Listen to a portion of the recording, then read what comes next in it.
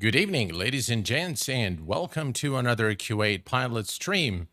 It is 2100 hours of local time here in Kuwait City, 1800 Zulu, and today we are back in the most complex study level aircraft available for flight simulation, no other than the HotStart Challenger 650, which is becoming very quickly one of my absolute favorites for X-Plane 12. Before we begin our stream today and begin with the flight briefing, I welcome all of you to the everyone in chat. We have with us today Captain USA, Drishal. Hello, Drishal, Brand, Stan. Hello, guys. How have you been? I hope you guys are well and your families are also in good health and that you're enjoying the weekend. We have also today with us Pedro. Hello, Pedro. Welcome. We have with us also hello. Well, hello. Welcome aboard. Sean, how are you doing, my friend? Thank you very much there for your kind words. I appreciate it. We have with us today James and Stefanos. Thank you guys for your support. We have Marek. Hello, Marek. Welcome aboard. And we have also Giant Gamers from India. Thank you very much, sir. Ariel F, welcome aboard. Glad to have you here. Eagle 149, welcome aboard. Glad to have you here with us. So, folks, here's what we're going to be doing today. We are going to be speaking to Jenny to set us up with some excellent, fine Jet A fuel for our flight to Nashville, Tennessee. And before we do that, of course, I'm going to brief you on our flight like we normally do. So, without further ado, let's walk over to Jenny here and request all the good stuff for our flight. Welcome to HotStart Flight Support. How can we help you today? Well, thank you very much, Jenny. Let's see. We are November 5950 Echo, and we'll give it about, about 20 minutes there. Jet A fuel, captain and first officer, and we have 4 passengers, total of 6 souls on board today. And let's go ahead and sign this. Q8. Of course, Captain. I'll get that organized for you right away. All right. Thank you very much, Jenny. And with that, we can walk to the aircraft here in Will Rogers, Oklahoma City in the US of A at Atlantic Aviation. Very, very nice airport. Will Rogers, this is a Payware airport. And of course, as usual, the link to the airports that we are using in this live stream are available through chat command, !scenery. All right, we have with us Glenn. Hello, Glenn. Welcome aboard. Good evening to you, my friend. Max Racing 177. Glad to have you here. Somebody should make a virtual charter company with this jet. Yeah. All right, so look at just how beautiful this aircraft is. Gotta love it. Very, very nice. Everything about this aircraft is nice. The texturing, the 3D model, the sounds. I think one of you guys was asking me on Discord whether they should buy the aircraft. And I would say that it's worth every cent. And it actually is worth more in my view. All right. We're going to move to the aircraft here. We're going to remove the static elements. And let's see here. Not sure we can hear the... all right, so let me remove the chocks. And we're going to remove the static elements here as well. Let's go to the other side here and remove the static elements. And of course, there are a few more that we need to remove from the nose gear, but we're going to need the hydraulics for that. So we're going to come here and open the door.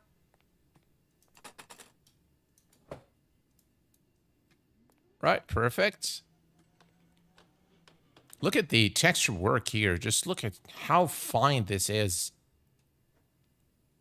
You gotta love this aircraft. Everything about it is just high fidelity.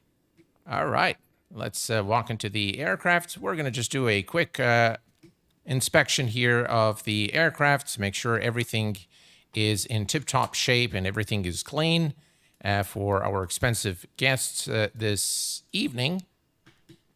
Perfect. Everything looks good here. Everything is clean, and we can hop to the cockpit now. We've got all the drinks ready to be served. And let's go ahead and get things started. All right. So the first thing is we are going to check the ADG unit here, and we make sure that we get the green light indicating that the battery is working. And next we can come to the overhead panel, and we're going to turn on the battery master on. Gotta love those sounds.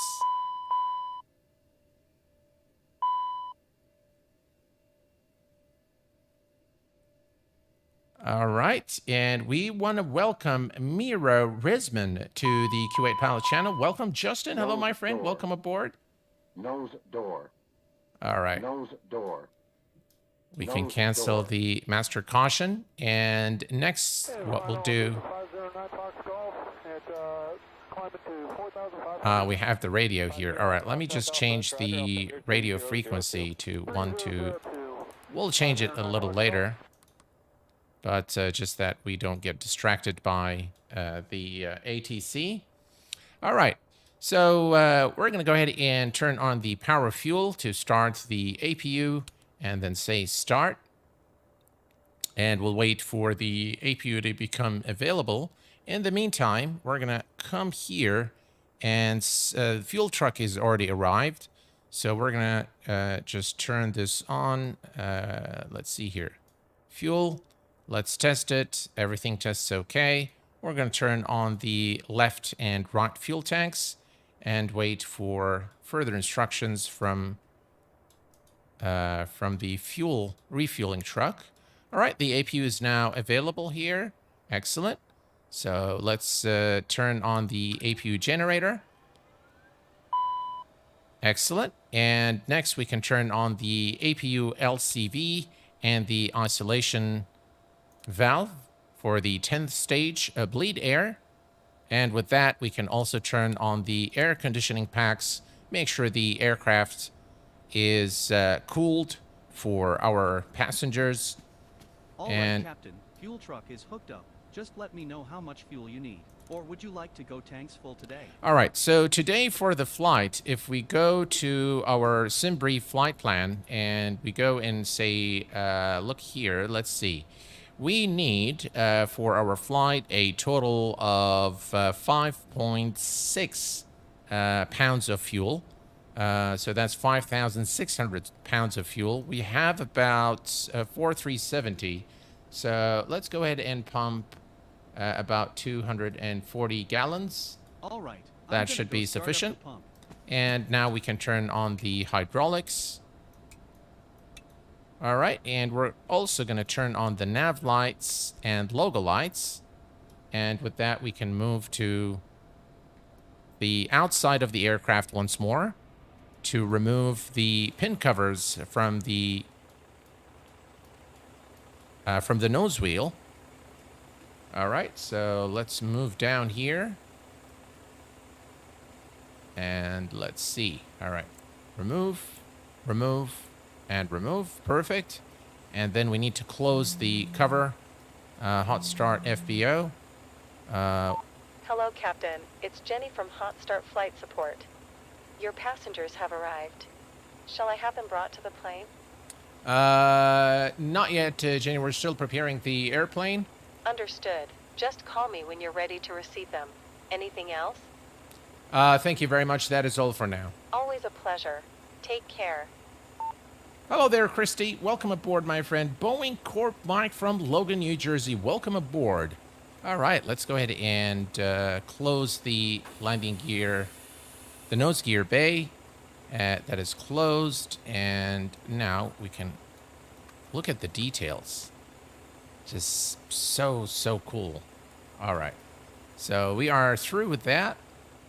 And we can now hop back to the aircraft. Now, today we are going to skip the compartment checklist. Let's see. What is the time right now in this sim? 7:38. I'm just going to change this slightly. Yeah. All right. That's better. Okay. Alrighty, everything is looking good here, and we can start with the prep. Right, so the overhead panel is okay. We have the battery master on, the APU generator is on, AC/DC utility can be turned on as well. APU is running, the hydraulics are on, the nav and logo lights are on, fuel boost pumps are currently off, and the air conditioning packs are on, 10th stage is on, and we can come and set the barrow. Let's take a quick look here, and we're going to check the weather here at Will Rogers World in Oklahoma City. So let's go to the airport information and check the weather. The altimeter is 2983. Captain, do you need anything else? 2983. No, that'll be it. Thank you very much. Okay, just one quick signature on here, and I'll be on my way. Right, we have sufficient fuel for the flights, and we'll just sign. Here's a copy for your records. Have a nice day. All right, thank you very much. Appreciate it. All right, so back here, 2908, and the landing altitude we'll worry about a little later. Okay, so everything is set up here, and we're ready now with the FMC. So we're going to order the CDU. Let me make this a little bigger so you guys can follow along. Hello there, Allah. Welcome aboard, my friend. Hello, Andy. Welcome aboard. Glad to have you with us this evening. And we have also with us Wolfgang Dorman from Austria. Welcome aboard, my friend. All right, so IDX, the next thing we do is we're going to go to status, and we're going to cycle the ARAC database, make this one the active. Excellent. Next, we're going to go to position in it, and we are at Kilo Oscar Kilo Charlie, and that's the airport there. We're going to select the GPS position, and it will automatically update for the set position. Next, we're going to go to the flight plan. We're going to select the secondary flight plan. We're going to go to the route menu, flight plan recall, and KOKC to Kilo Bravo November Alpha, I believe, is the ICO Kilo Bravo November Alpha. Kilo Bravo November Alpha is Nashville, Tennessee. And now we can say send, and now we can wait for the flight plan to be loaded from SimBrief.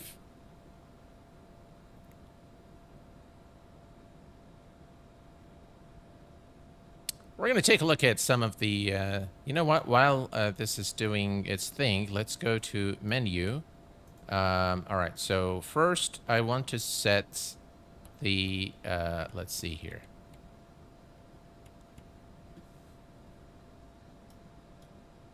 All right, so flight plan is loaded. We're going to go to the route menu, flight plan recall. Secondary flight plan, activate, and execute. All right, so we have our flight plan here. And while we're at it, let's go to menu. And from the menu, we're going to select the synthetic vision. So we click here. Synthetic vision will only be available after the IRSs are aligned. And next, we're going to go to the altimeter settings. So we want this in the barrow in inches. So that is set now to 991, and now we can set the barrow to 29er, what is it, 82? 29er83. Okay, perfect. 29er83. All right, 29er83 set. All right, we can put this away now, and let's focus on our flight plan. All right, we'll bring this here. A lot of you guys have been asking me, how do you keep the Navigraph chart window on top of X-Plane or your flight simulator? Thrust simulation, welcome aboard, my friend. So in order to make this on top, and it doesn't see as I move the CDU, it doesn't really go away. It stays there. So all you need to do is go to the settings, and then from the general, select always on top. Just make sure that switch is on, and then you'll have it the way I do. All right, so we'll go back to the flight. We're going to come down here and we're going to select the departure airport. So select departure and arrival. 17, excuse me, 17 left is the departure. Excuse me, through the funnel 3. And do we have FARA? We do have the FARA transition indeed. We have all the legs. So next we can go to let's see, departure arrival, and we're going to select the arrival. The arrival into Nashville is going to be through the Chisholm 2 through the Loppy transition, and then we're doing an ILS runway 02 Charlie. Let's see if we have all right, we better take a look at the arrival charts for that. So what's going on with Navigraph here? It's not doing what it's supposed to do. All right, let me close it and open it again.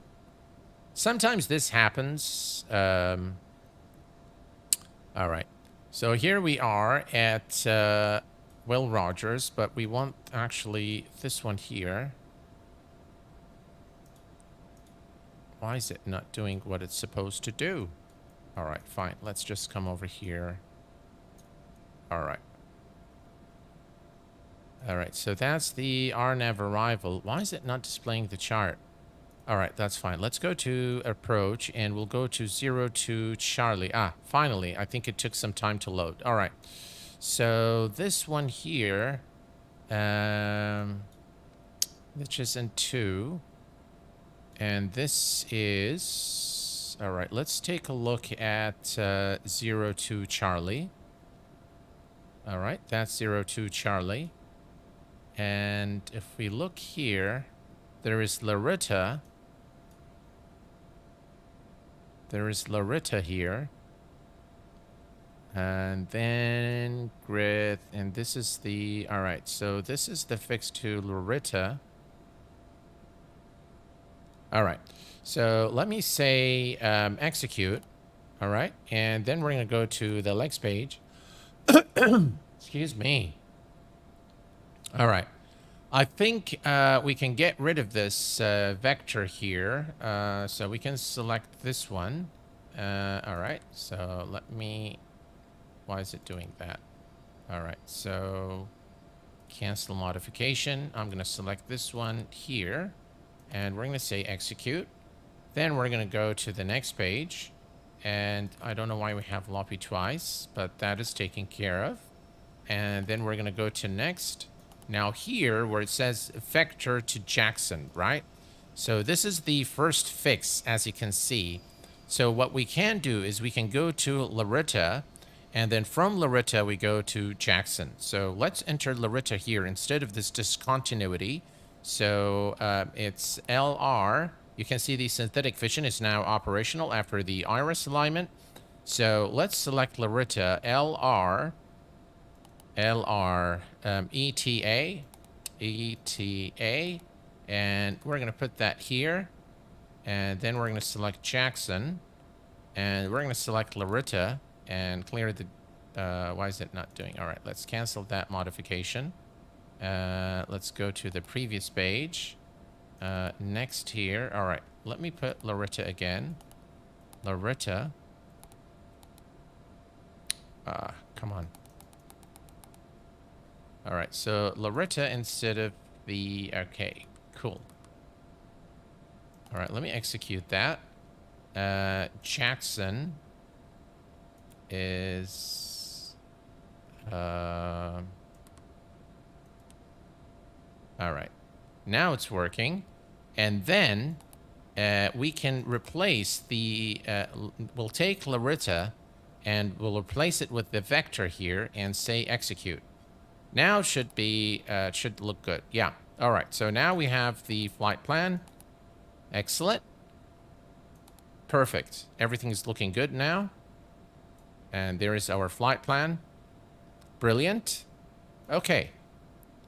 Next, we can go to the flight plan.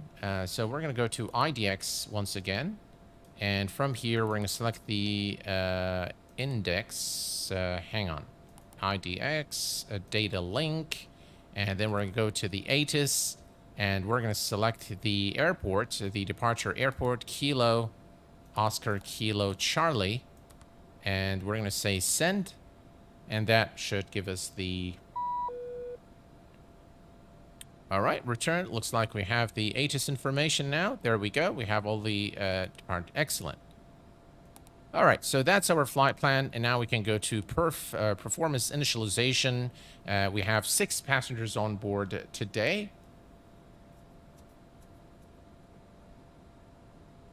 So we are going to say 6 passengers here. Cargo is flight. All right, we'll just pick the cargo here.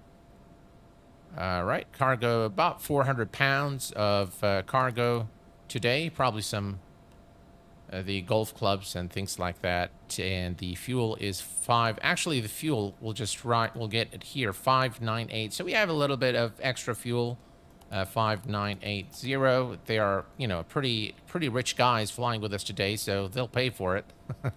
All right, so that's the fuel all set up here. Let's double check our cruise altitude for the flight. Yeah, it's 41,000 feet.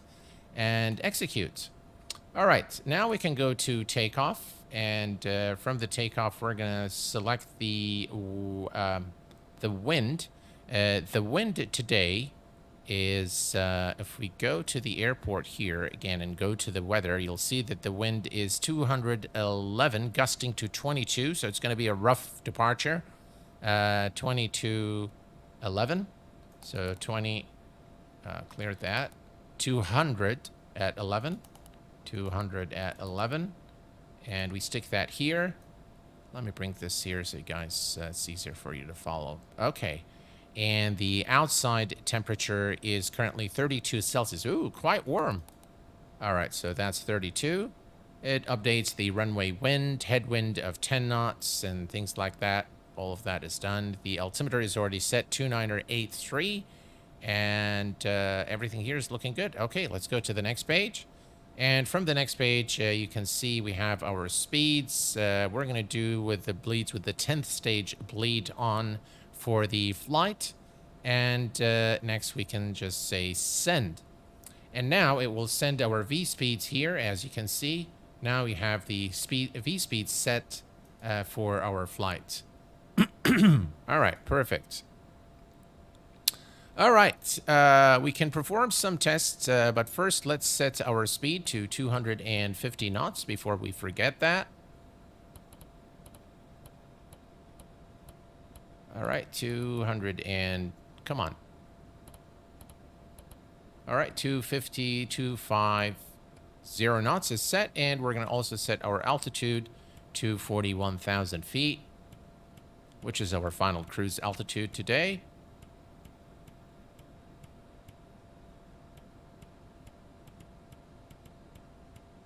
All right, and next, we're going to call the FBO to deliver the passengers to the aircraft. All right, perfect. So almost everything is done. We're going to turn on the service intercom here and the speaker. All right, perfect. And let's go ahead and call Jenny.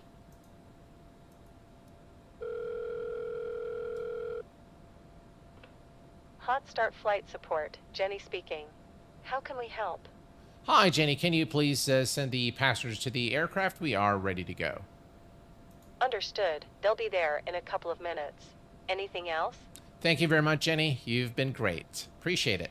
Always a pleasure. Take care. All right, so the passengers are coming now, and Unhinged Ginger, welcome aboard, my friend. And we have also MI16 driver, welcome aboard, my friend. Glad to have you here with us. All right, so now while the passengers are on the way, we can perform a few tests here. Test 1.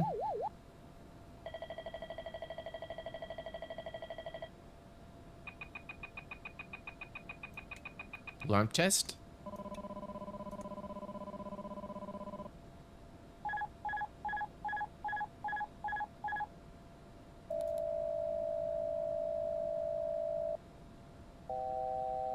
All right, and fire detection warning test. Excellent. APU bottle. Engine bottle tests. Everything's good here. SPS test. And the smoke detector test as well. All checks okay. Engine vibration test. Checks okay. And everything here is good. We're going to turn on the stab trim. The mock trim. Yaw dampers are all turned on. Excellent.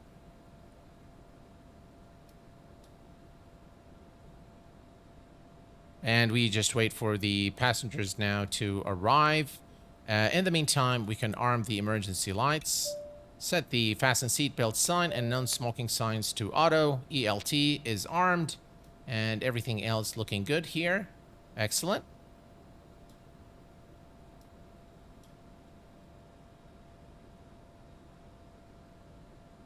TTV Morello.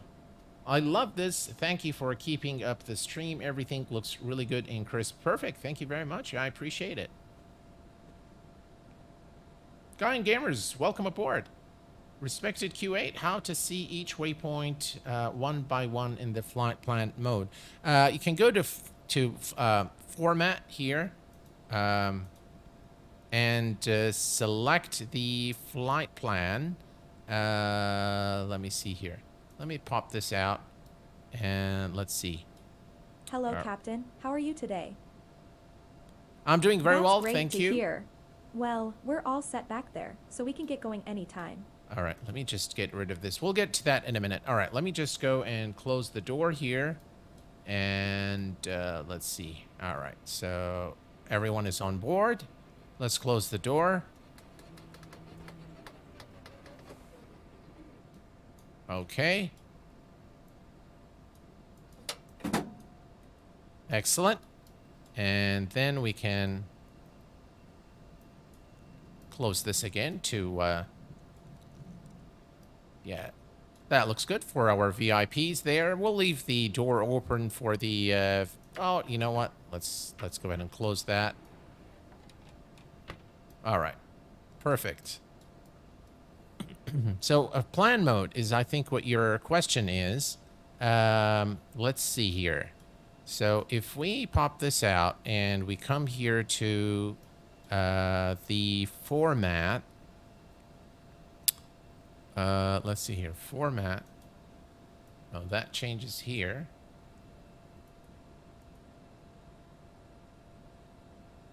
Rows, summary, position. Yeah, I'm not sure. I really am not sure.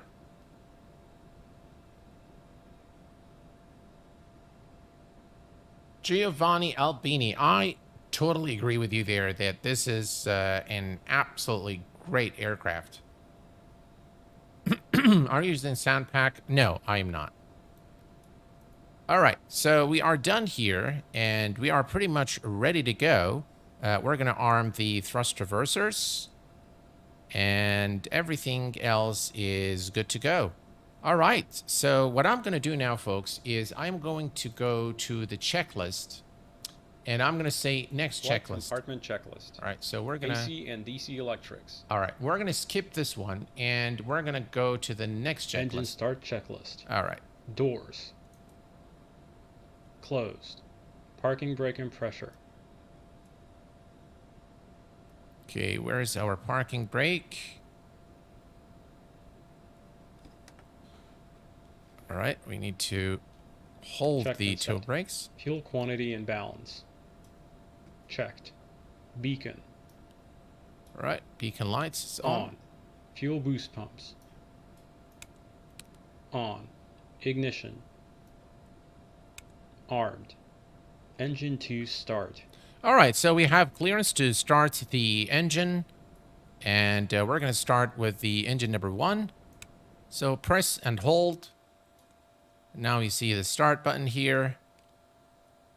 and the engines are now spooling at about 20%. We will introduce fuel. There we go. And now we have the engine starting. Look at that. Wow. I mean, this looks absolutely gorgeous. Takes a little bit of time to set up the aircraft, Fuel but system.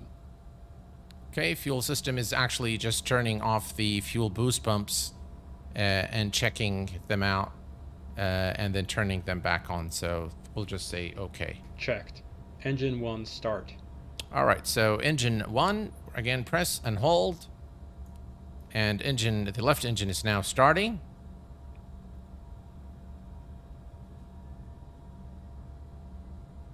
Hello there, Carl. Welcome aboard. Lost in Space, welcome aboard, my friend. Glad to have you here with us. Relax Gaming Tea, welcome aboard.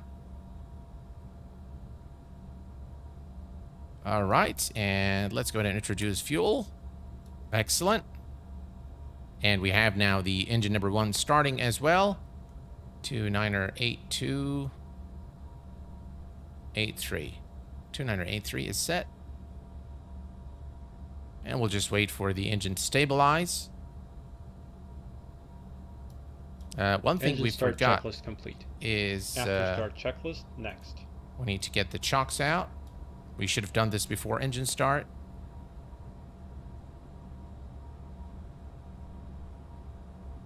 But we'll just wait. Ground to cockpit. Chocks have been removed. All right, the chocks have been removed. All is good here. So we're going to come here now and turn on the generator 1, generator 2, and then we can disarm the ignition. We can turn on the APU bleed for the 14th stage, and we're going to turn on the not that. We can turn on this here.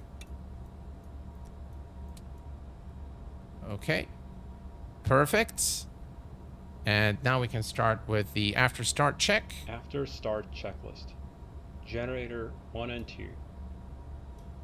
On, checked AC and DC. Ignition. Disarmed.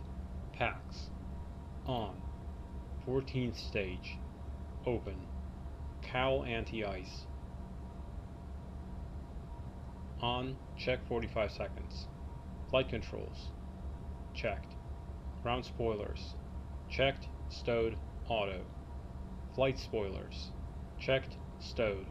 Cowl anti-ice.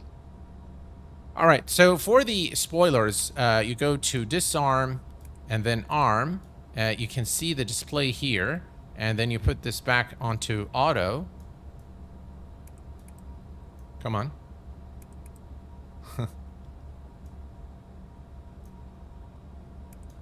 There we go. And for the speed brakes, again, you just deploy them, and you can see it here that they are deployed, and then retract again, and you just verify that that they are retracted, and then we can say check. Message on. Supplemental ground wing anti-ice. Test on. Fuel balance. Checked. Checked. Trims. All right, so we need to set the trim for takeoff, and to do this, let's see here. All right, so here, let me show you. This is the stab trim, and we need 3 units. We're gonna leave it at about 3, maybe 3.5. Let's see, 3.4 is fine, and we can check that. 3 set for takeoff. No steer. All right, no steer is armed. APR. All right, the APR tests are located here, but we're just Checked, gonna skip those. armed. ADG unit. ADG unit is down here. We've already tested that. Tested. Supplemental ground wing anti-ice. Test OK. Cowl off. Wing anti-ice. Norm. 14th stage isolation valve. Checked. Wing anti-ice. Check N1 TO. All right. ATC TCAS. Okay, so N1TO, you want to display this here. If you click here once, you'll see N1TO, and that will also activate the flight director. And then for TCAS TARA, if you click on ATC, it will automatically set it. Complete. All right, so the after start, next. the taxi checklist is that, and we are now ready to go. So we are going to release the parking brake and head over to runway 17 left here at Will Rogers World in Oklahoma City. We are ready, and all is looking good so far. So let's release the parking brake. Again, you need to hold the toe brakes and then click on the release of the brakes. Passenger door is closed and everything's looking good. And we can just give it now some power. There we go. Listen to the engine sounds. Listen to that.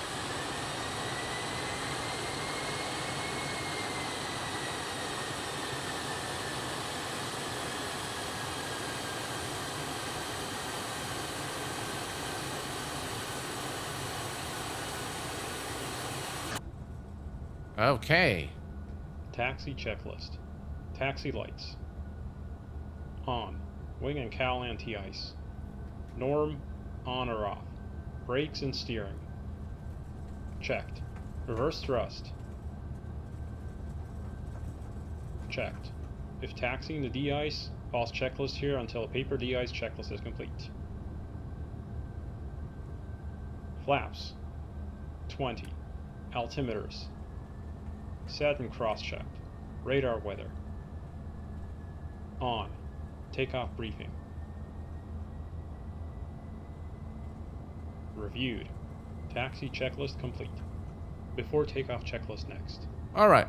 So we are done with the taxi checklist.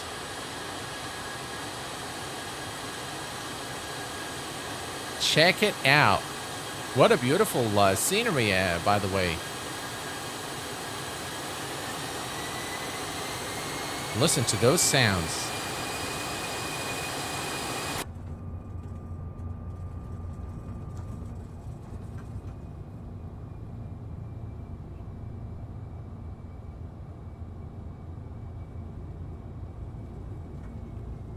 Very, very nice scenery there of Will Rogers in Oklahoma City.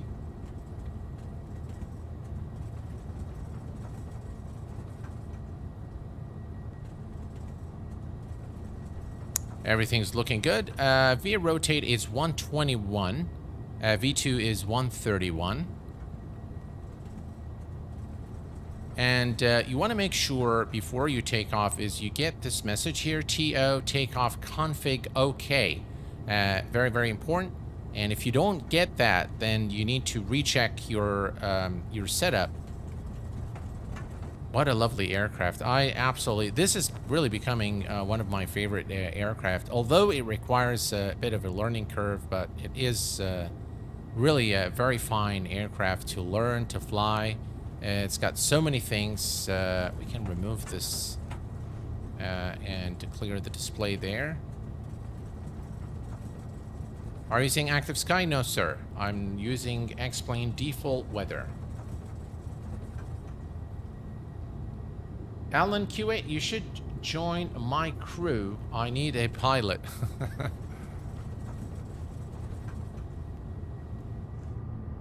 And very nice wing view there.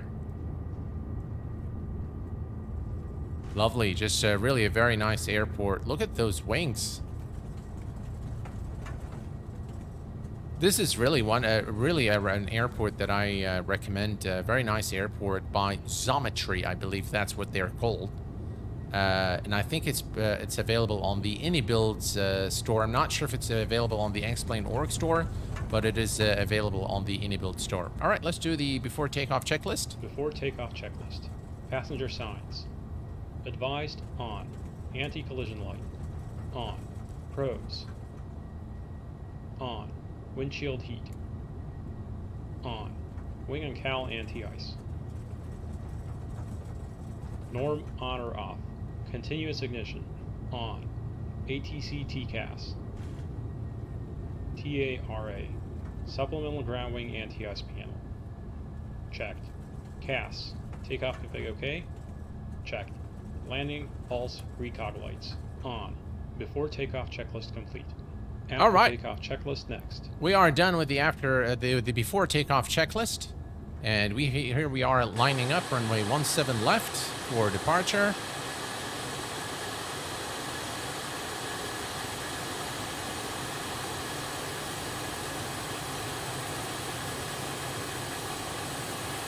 Look at just how beautiful this aircraft is from all angles. Look at the lights. Looks just really very majestic. All right, we are ready to go. We're going to increase power until the ATS button here illuminates.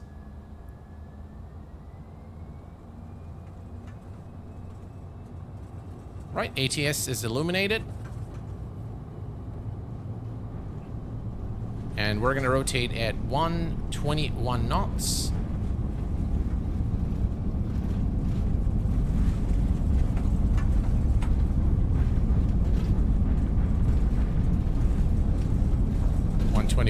Rotate.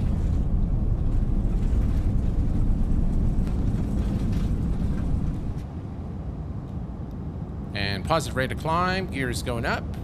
We're going to bring the panel here to the horizon. Right, gears going up.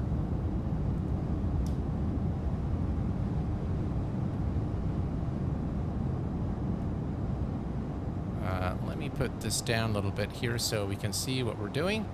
All right, let's begin our turn. Nose door.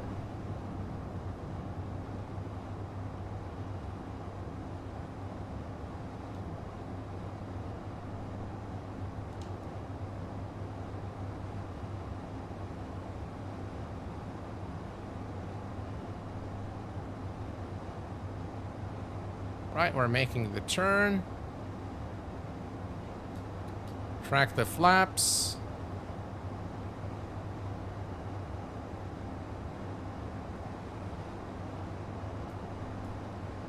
And we can now go to nav.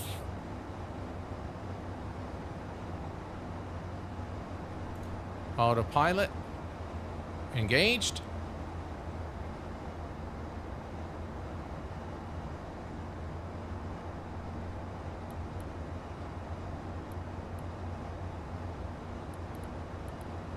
Speed to 250.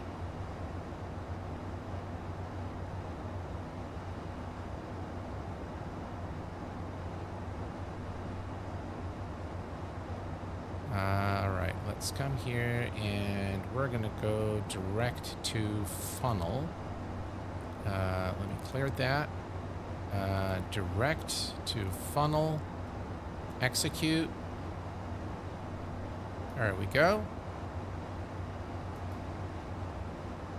Brilliant. We're looking good. And let's do the after takeoff checklist. After takeoff checklist. Landing gear. Up. Flaps. 0. Thrust reversers. Off. Ignition. Off. Pressurization. Completed. N1. Climb set. APU generator. Off. APU. Shut down. Passenger signs. On, off, or auto. CAS. Clear. After takeoff checklist complete. All right, so the after takeoff checklist is complete. One thing we can do is we can go to flight change here. And now if you notice that we have N1 climb, and the aircraft now will climb, maintaining the current speed that we set here. What is very important to understand, though, is that there is very little communication between the ATS and the autopilot system. So they kind of work independently of one another. But it should, the flight change, once you do flight change, the ATS will maintain the current speed here, which is 250. We're approaching 9,000, so we can go ahead and turn off the landing lights. There we go. Landing lights are off. And everything else here looks good. Excellent. Right, 10,000 feet, we can also release the passengers. So we can put this in the off position.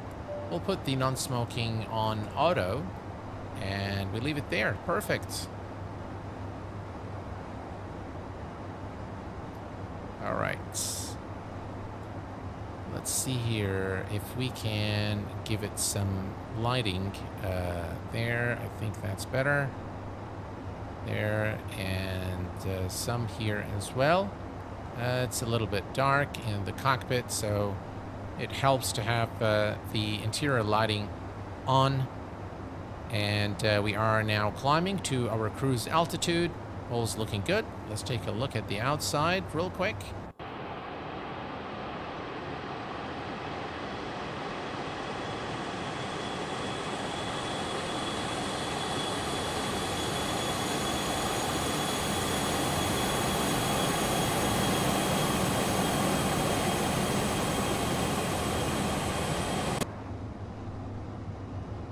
What do you guys think? I mean, this is really cool, I have to say. And this is, by the way, the latest beta of X-Plane 12. Hi, Q8, can you recommend me rudder pedals? I need one. All right. So on the rudder pedals, there are a number of there are a few, but and they are probably suited for different things. But the ones that I have been using personally for many, many years, and I have been absolutely amazed with their performance, are the RD1 from Red Bird Alloy RD1 rudder pedals. If they are available, I cannot recommend them enough. They are the best. They've served me so well, and I just love the feel of them. They feel very, very realistic. And I recommend them for airliners. So if you fly airliners for the most part, they are just great. If you are mainly a general aviation guy, then I would recommend that you, again, if you're serious about your flying and you want something very realistic that feels like a real GA, I recommend Virtual Fly, the rudder row. I think it's called something like that. But the rudder pedals from Virtual Fly are by far the best general aviation rudder pedals. The tension in those rudder pedals is just very, very realistic, and it's just done to a they're very high quality, very sturdy. Once you put them on the floor, they stay there. They're very, very good. And last but not least, if you are more of a kind of you want generic rudder pedals that works for GA, works for airliners, not very realistic in terms of their feel, but they do the job. They are very comfortable and they are sturdy. I recommend the TPR from Thrustmaster. Those are the 3 rudder pedals that I have personally used over the years. Very pleased with all of them. And they are just great. Now the price is, they're not cheap. None of the ones I mentioned today here are cheap.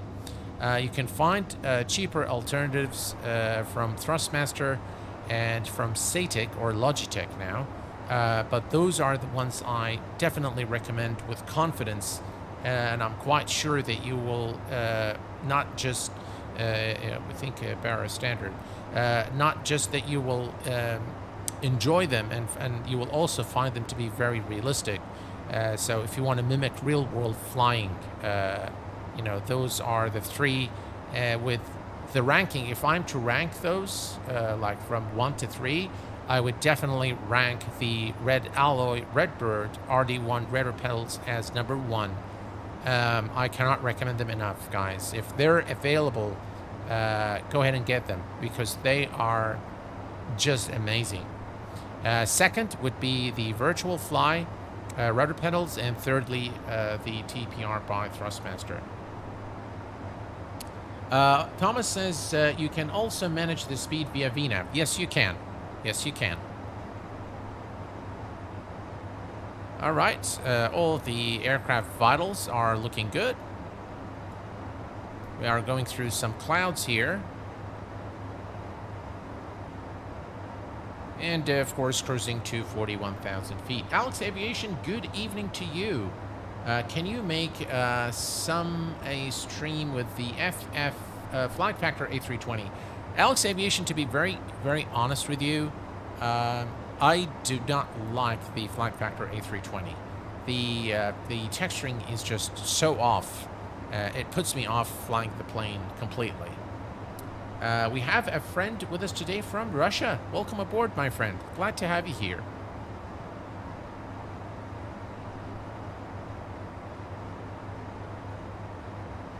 DC3 live stream when recently got updated for X-Plane 12. Actually, it's not an update. The DC3 by Leading Edge Simulation is a complete upgrade. And there was actually an issue with the variant that I want to fly where it doesn't have sounds. So I'm waiting for LES to update the aircraft and fix the issue so that I can stream it.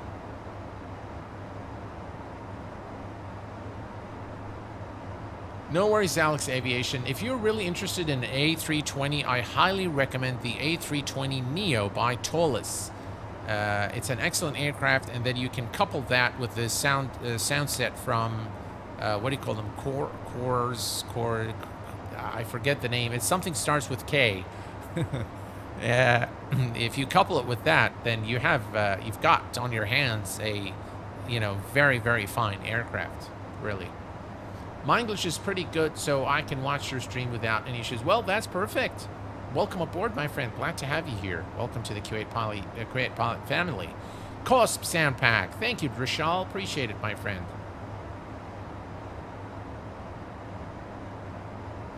All right, so all is looking good here, and let's go ahead and check on our passengers.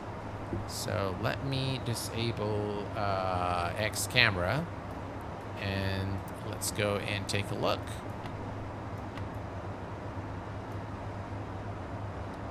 All right. All right, passengers are doing good. Everything is looking great. And we can sit here and we can play with things if you want. I think you can close the windshield, and you can also, if you go here, you've got those buttons. I can't remember where I found the there is like a main control for the passengers. I can't find it. Can't seem to find it now. Yeah. Very, very fine aircraft by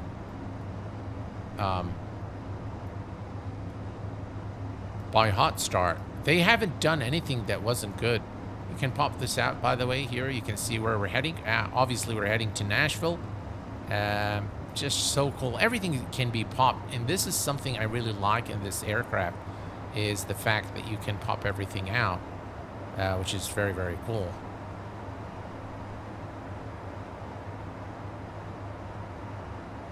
Thank you, Drishal, for including the link there. I don't get it. What's the difference between an update and a complete upgrade? Well, an update is where they just make the aircraft compatible with X-Plane 12. So nothing changes. Same graphics, same sound, same everything, but they just only work it so that it works with X-Plane 12. This is not the case, though. In this case, it's a complete, you can say that it's a complete aircraft because it's got a brand new EFB, it's got a brand new graphics, brand new sounds, and let me tell you, the graphics look exceptional. Very, very nice graphics on the Leading Edge Simulation DC3. I love the aircraft, and the flight model, it's just incredible. You feel how heavy that aircraft is when you fly it. So if you don't mind purchasing it with an issue, because it's got a modern and a classic variant, the modern variant has a problem with the sounds. So if you don't mind that, you can go ahead and purchase it, or you can wait until the update is available, which of course I'll be sure to inform you guys once it is available. How much is this plane? This plane cost $114. And I will tell you, folks, that it is worth every penny. By the way, today, guys, remind me, before we arrive, we're going to do some failures. So these are all the failures that you can trigger. Look at this, and everything is visual. You have a drop-down menu to select. You can fail almost everything on this aircraft, as you can see here. Just look at that. By the way, this is available for, I think, almost all aircraft. But what HotStart has done, they've made all of this available through a visual representation of the aircraft systems. So this is something unprecedented, and the way they've done this is just not just smart, not just innovative, but it's just unmatched by any other developer. I just love what they've done here. Then you can go to the nav IDs. You can fail your nav IDs. You can go to the environment. You can do a bird strike. You can do runway approach light failed, smoke in the cockpit. You can do engine fire. You can do the bird strike with left pilot blockage.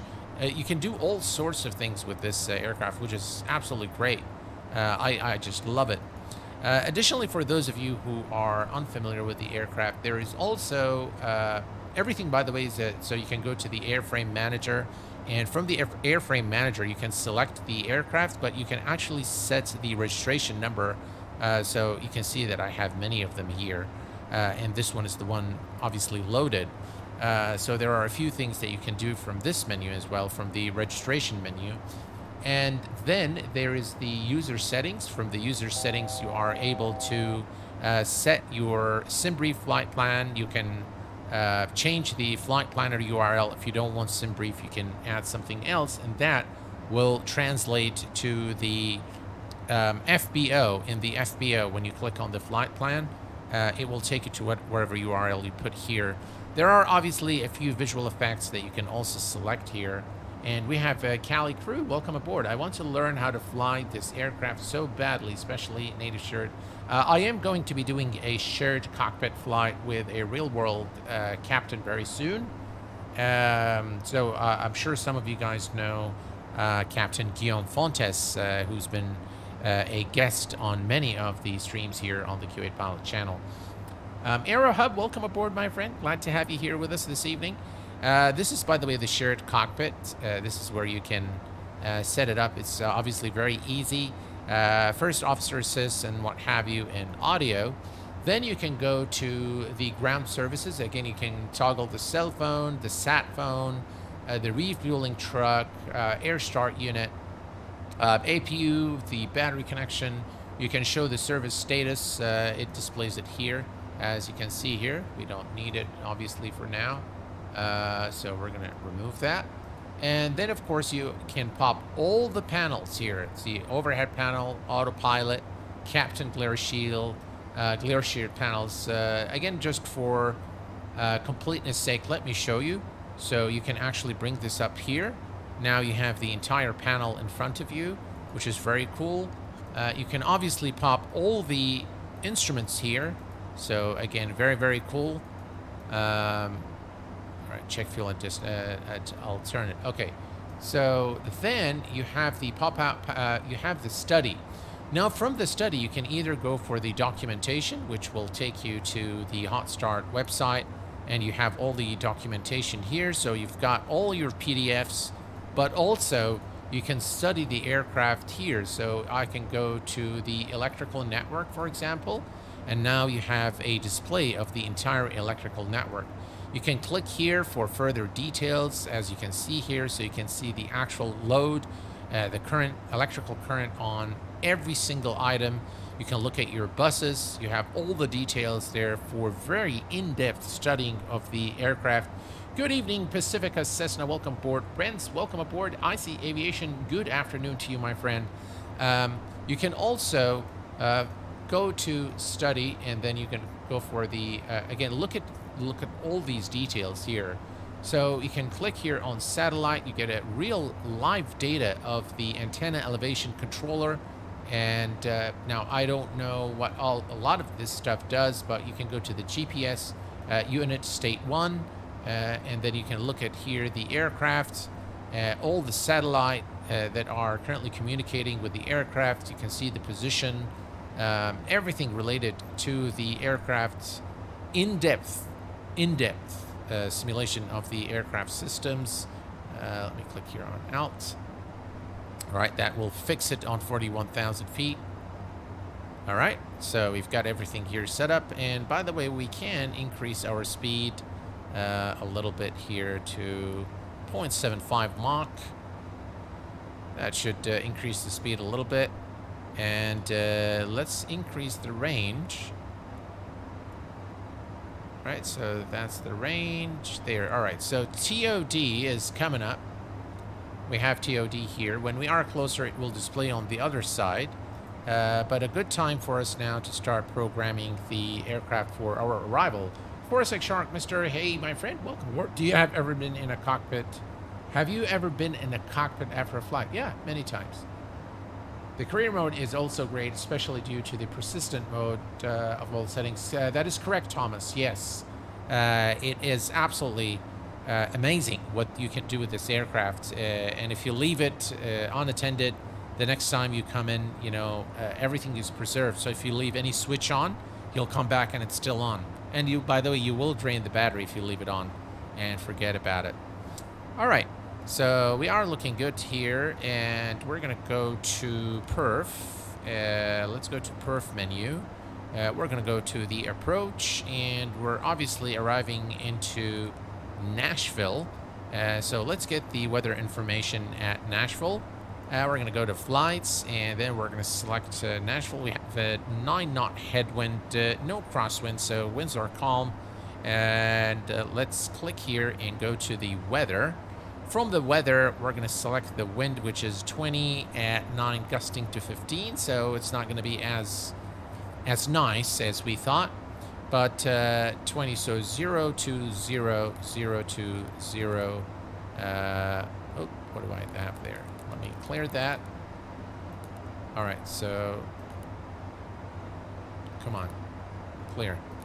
All right, so 0 to 0 and 9er. Knots is selected. The current temperature is 29. Wow, it's still warm in Nashville. And the altimeter is 29er. All right, so oops, that's not correct. 29er. And we entered that here. Excellent. We go to the next page, and we have our V speeds here. The engine bleeds. We're going to do 10th stage engine bleed for the arrival. That gives us a VREF of 125, VAC 124, and VFTO of 149. And we just click here to send, and that should populate the speeds for us in the FMC. All right, so that is taken care of. The next thing is going to be putting the ILS frequency. So we're going to come to tune, and then we're going to go to flights. Let's select our arrival, which is the 02 Charlie. Let's close this here and go to Nashville. All right, there we go. And that's Nashville. We're come from Loretta, and then we're going to go to Jackson. And so we're going to come here.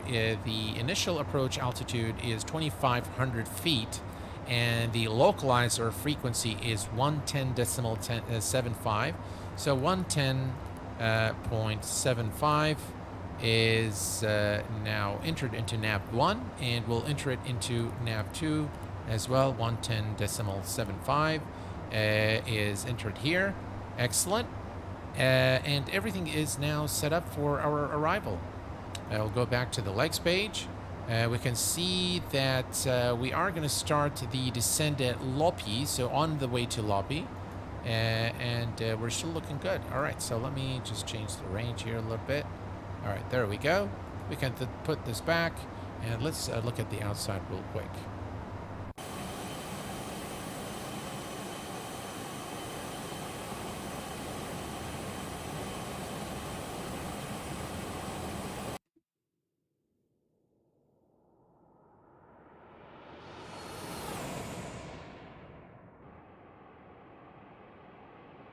What a lovely looking aircraft.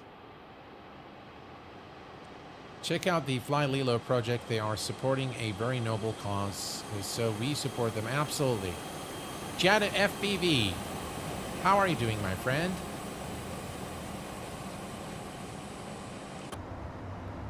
Thanks very much, Carl, for reminding everyone about Fly Lilo. Fly Lilo is just a great cause to support, and I am part of Fly Lilo in an official capacity, and so I can tell you that the money that we raise for Fly Lilo is used to purchase adaptive gaming devices. Those are provided actually by Microsoft. So there is a partnership with Xbox to manufacture those devices and give them to the disabled in our community. You can check them on Instagram. You can check them on www.flylilo.com. And oh, Gadget FEV just did a stream, got some good donations. Excellent, excellent. That's good to know. Excellent. And yeah, so actually your donations will go to a great cause.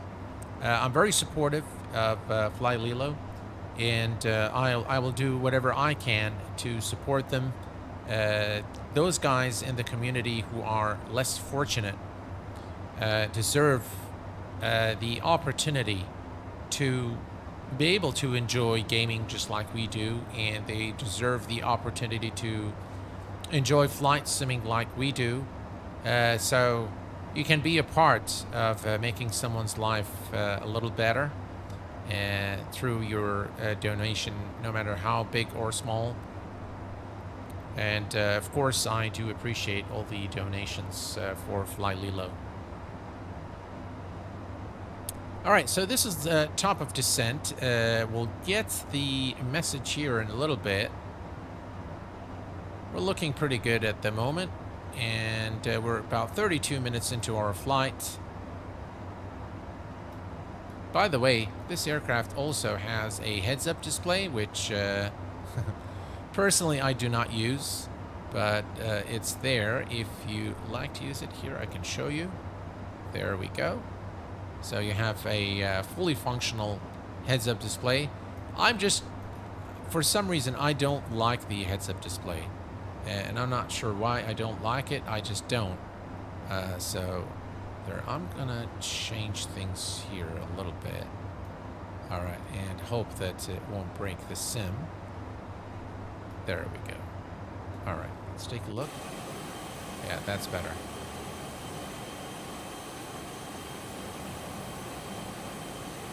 Look at this aircraft.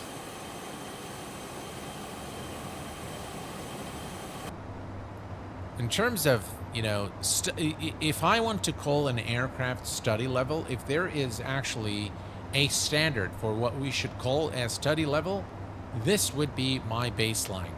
And I'll tell you, if I set this as the baseline, no one is going to come close. So they just set the bar way too high for what, you know, the meaning of study level is. And it's just really, really a great, great aircraft. And the developer really keeps improving on the add-ons, so it's not just that you know we're done, but they keep fixing things and they keep updating the aircraft. Very much an alive project. Hello, Magnus. Hello from Rhodes. I'm flying home to Stockholm tomorrow. Well, safe travel, Magnus, and thank you very much, sir, for your support. Yeah, the HUD does take some getting used to, Frank. I do agree with you, without a doubt. But not for me. Just doesn't work for me. I do not like it. Yeah. So aside from that, the weekend has been uneventful for me. Of course, Saturday is normally... so Sunday is a working day in Kuwait. So normally Saturday is errands day for me. I normally do the grocery shopping for the house. You know, I go to, you know, do the laundry and all that good stuff. So it was pretty cool. The weather is definitely, the heat is definitely subsiding in Kuwait. So that's always a good thing. Yeah, it was a pretty uneventful day. And then I spent some time with the family and told my son, you know, his bedtime story, all that good stuff. Hello there, Gary. Welcome aboard, my friend. And we have a super chat from FromSec Shark. Thank you very much, sir, for your €5 super chat. I appreciate it. That's very, very kind of you, sir. Enjoying the sun. A lot. Yeah, for sure, a lot. Yeah. All right. So we are... let's see here. So 255, 224. We should be getting the top of descent shortly. We're looking good. Everything is as it should.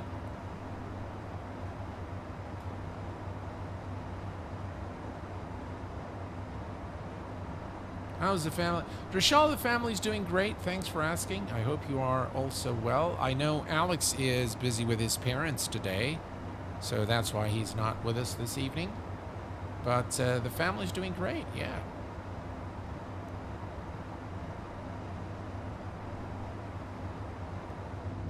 There's a wing view there for you guys. Again, you'll notice one thing in the US. When you fly in the US, you will find that the mesh is a little better than anywhere else that you fly. So that's pretty cool. Obviously, Laminar is an American company, so probably a little more focus on the USA.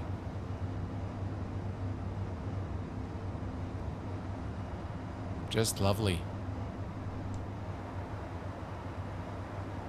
This is just really the pinnacle of aircraft add-ons for flight simulation. The HotStart Challenger 650.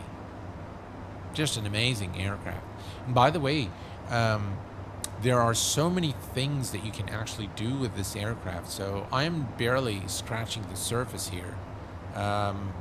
And if you really want to understand every little bit about this aircraft, I highly, highly recommend that you watch the tutorial videos from Reflected Reality.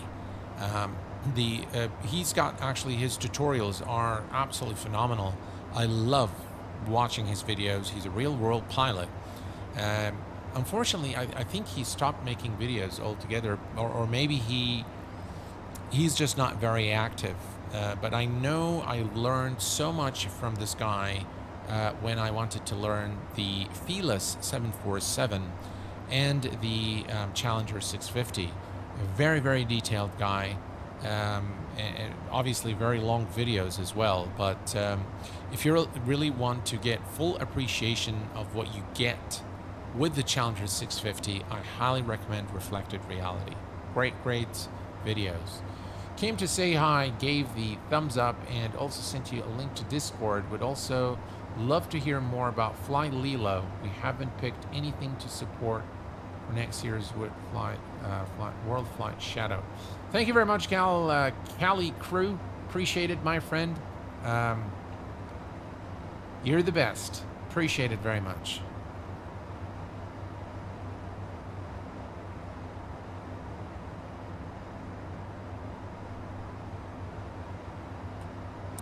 Okay. Back to everything here. Everything seems to be going as it should.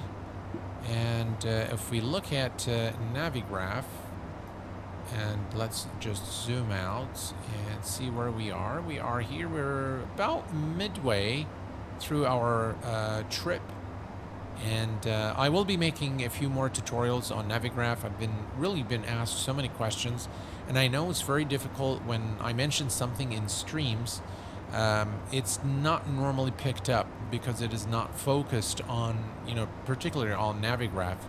But yeah, I am going to be doing a few more tutorials. I am going to be covering VFR flight planning using Navigraph. I've been receiving a lot of questions on that. By the way, if we bring up the telemetry here, then we can get all the information on the flight plan. Here, transponder is 0. Not sure why. Maybe it doesn't communicate with this aircraft very well, but that's okay. So yeah, so I will be doing more tutorials of Navigraph in the days to come. But I can tell you guys that for flight simulation, Navigraph is an absolute must-have. And the subscription fee that you pay is, to me, is peanuts. I mean, it's well worth every cent that you pay as a subscription to Navigraph. I've been using Navigraph since 2015, when I started with flight simming. And back then, you know, it had this really dated interface, and, you know, the charts were just images, and that was it. But now it's just absolutely marvelous. You can see what they do, helping people with disabilities through game therapy. Yeah, absolutely. Foxtrot Alpha's channel takes you in depth about the C650. I'm not aware of the channel, but I like the. But thanks for that, Frank. I appreciate it. What I do like about reflected reality is I'm not sure how I flew before I got Navigraph. Yeah. I saw some clips with Blackbox 711. He and the developer did some shared cockpit flights. Very nice to hear the developer talk about the Challenger. Yeah, the developer is actually a very nice guy. He is very knowledgeable, and hopefully we'll get him one day on a shared cockpit stream. I am going to be a shared cockpit stream with Captain Guillaume Fontes very soon. So hopefully that will also give us the perspective of a real-world pilot, you know, flying the Challenger. Little nav map is not bad either. Little nav map is actually very good, I have to say. It's not bad. It's a little bit complex, so I think Navigraph is built in a way that appeals to anyone, whether you're just starting with flight simming or you know, you're an avid flight simmer.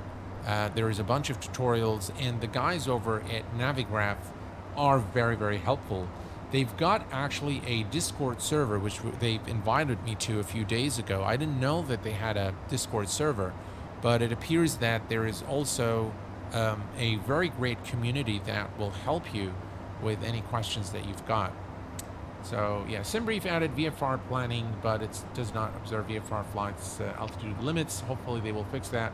I think, Frank, what you can do is you can do the VFR flight planning using Navigraph, because Navigraph, you can see all the altitude restrictions there.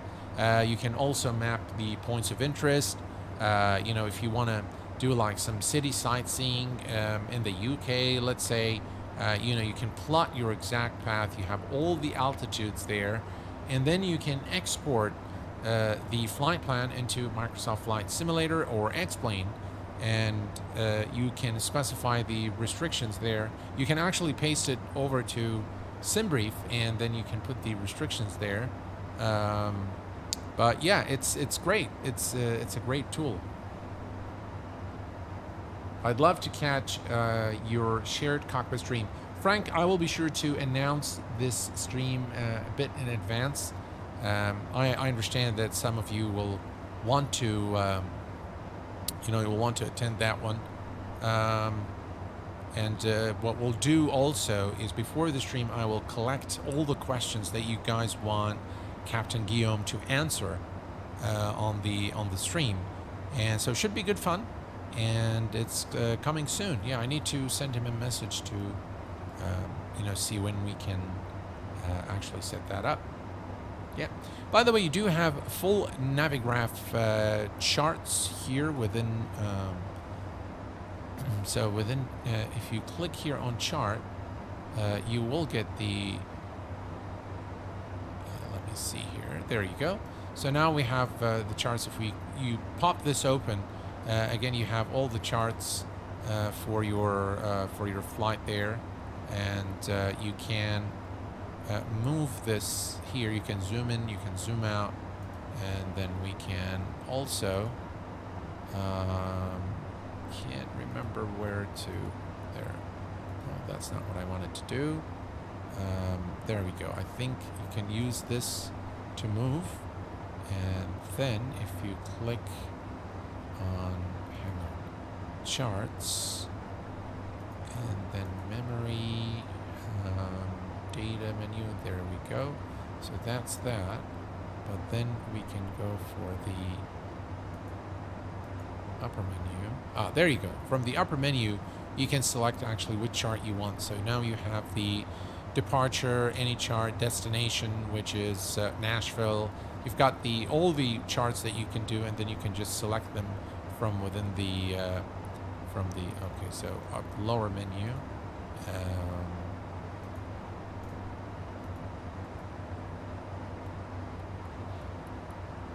Not sure what I did there. So anyway, that's how you get the charts in the Navigraph charts in the Challenger, which is pretty cool. Thanks for that tip about VFR planning with Navigraph. No worries at all. Yeah, the tutorial is coming very soon on the channel. All right, if we look here, we can see that top of descent is definitely coming up. We are 141, so we should start seeing something on the display here in a little while. Where obviously, we should see it here. I think starting 50 or 40 miles out, you start seeing it here. So, yeah, we're looking good. Winds are calm, skies are clear.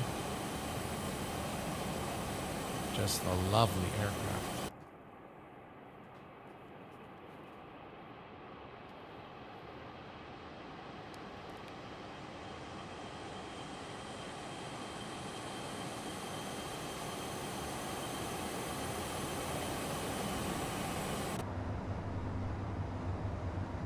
You can see we are actually flying over Tennessee.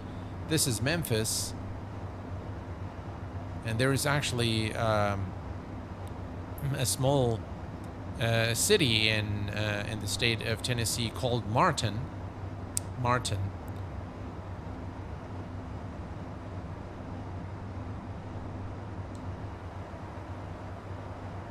All right, we're looking good.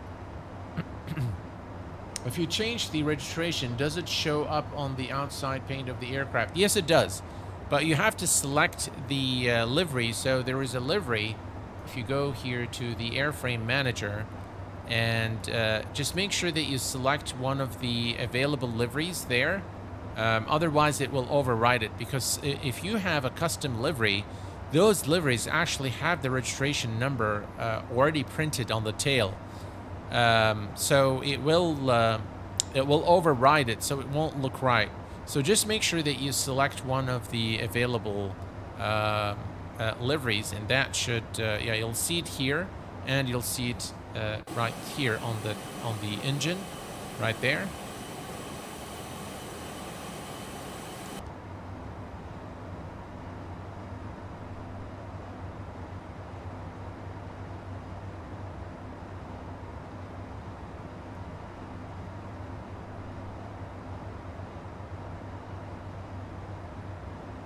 All right.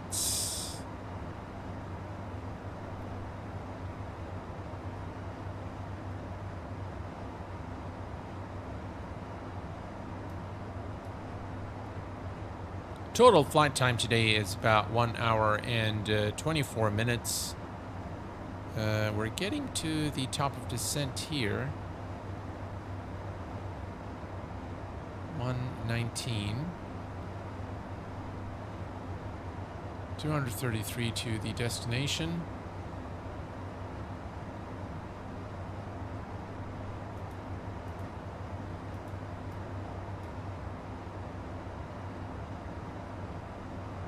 That's awesome. How any other aircraft that has that feature? The Thronda has that feature with the Dynamic Generation series. M2 Crewfish, hello my friend. Welcome aboard. Glad to have you here. Toronto definitely has that feature with the Dynamic Generation series aircraft. They have that feature as well.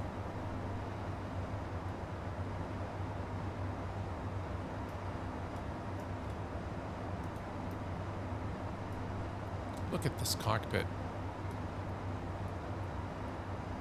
And all your circuit breakers are operational.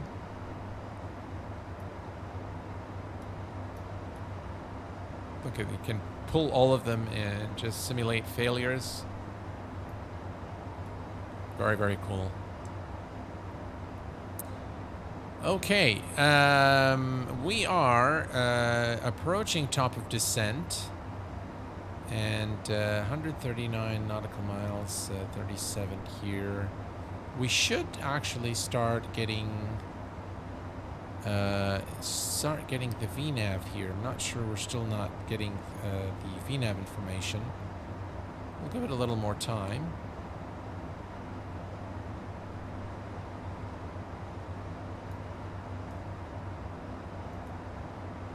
$105. We'll just wait a little while. It should show us the VNAV information. But yeah, excellent aircraft.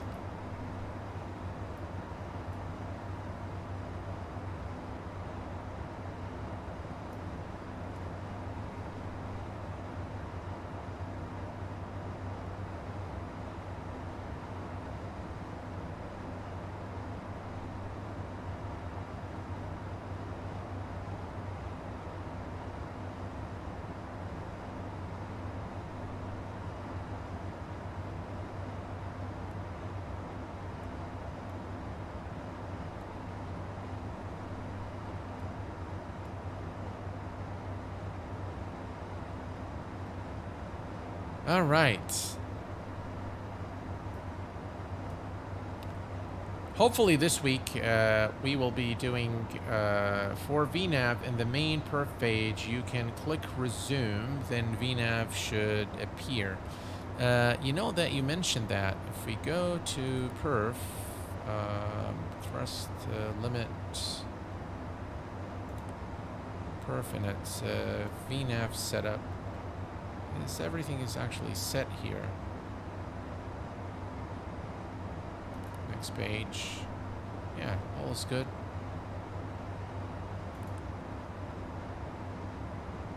Everything's good here. But I'm not sure why we're not getting the...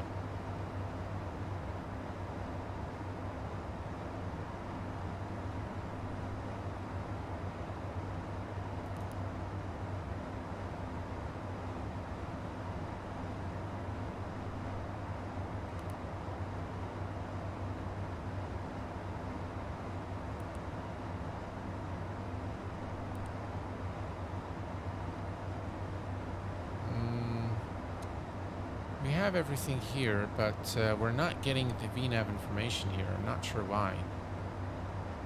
Click resume. For VNAV in the main perf page, you can click resume. Then VNAV should handle the TOD. Not sure what you're referring to there, but we have everything set here.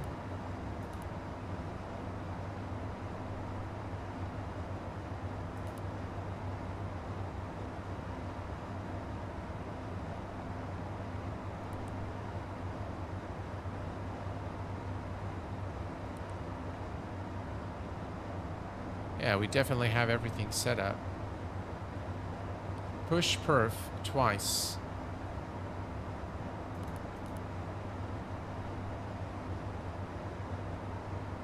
Okay, we have everything here, so...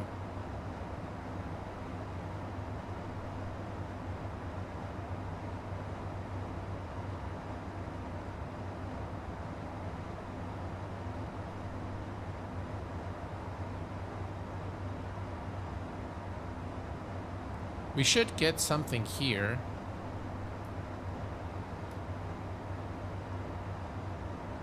Active VNAV at glare shield. No, so I'm aware of that. I know how to activate VNAV. But you'll get the VNAV information. You'll get the TOD message here. Then we can activate the VNAV. That's okay. But normally you'll get the distance to TOD here on the second part here. So let's just give it a little more time as we get closer to TOD. If we don't get it, then we will basically do VNAV and see what happens there.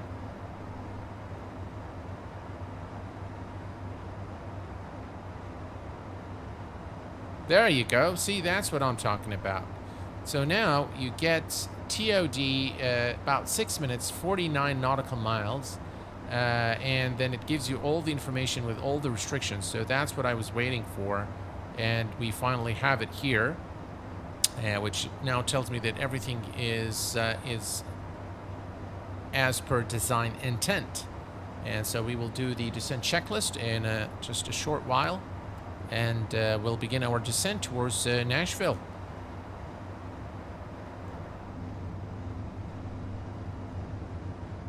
Look at those wings. One of the things, I've posted a video on Gotfriends, the Gotfriends F4F-4 Wildcat, an excellent aircraft from Gotfriends. I'm not much of a, of military aircraft, but Gotfriends is they're a great company. They're a great bunch of guys. And the second is that the aircraft is so detailed.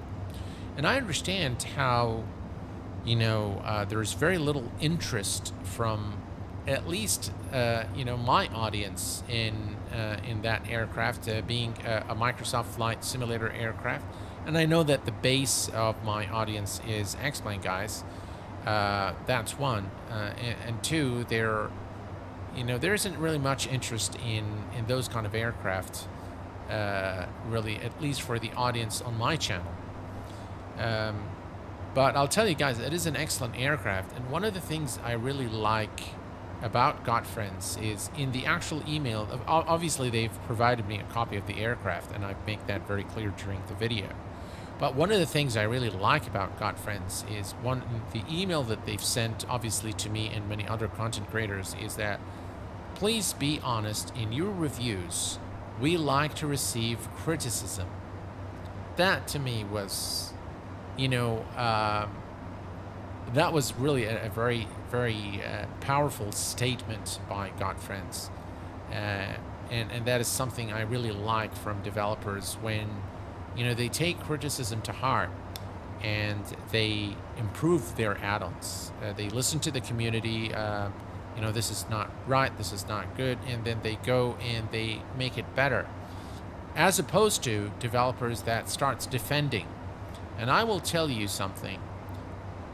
When there is a disconnect between a developer and a content creator, the content creator is going to win always. The developer is never going to win. Why? Because the content creator, any content creator, is representing the consumer. Of course, I'm saying an honest content creator, right? So he is representing the consumer base, whereas the developer is really a business. He's representing himself as a business.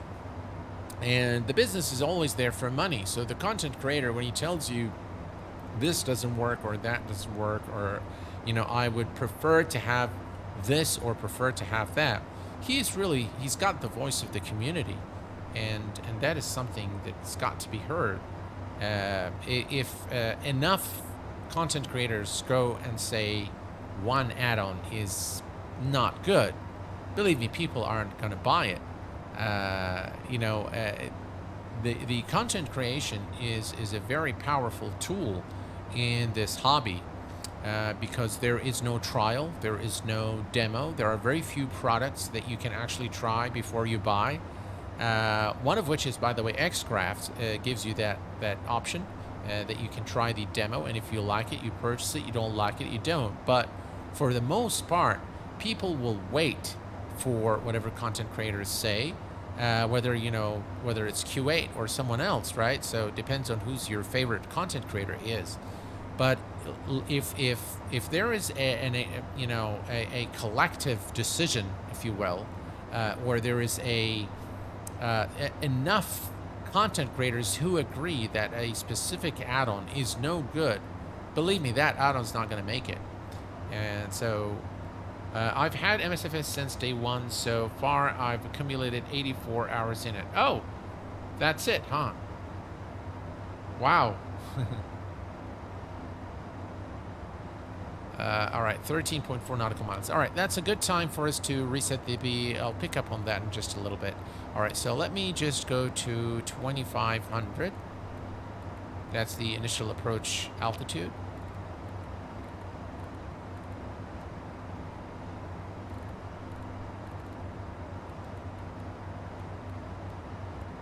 All right, and we'll just verify that real quick. Why does it keep doing this today, Navigraph? Come on. All right, let me close it and open it again. So, yeah, I think it is extremely imperative that developers change their ways, especially those who don't take critique very well. All right, we'll just, I'm not sure why this is. All right, so we are at 5.6 nautical miles now from the top of descent.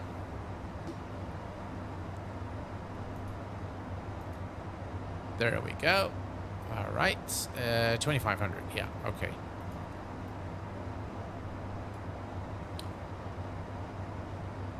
MC Gregor, welcome aboard. Agreed with your assessment about content creators and developers. Thank you very much, Frank. Appreciate it, my friend.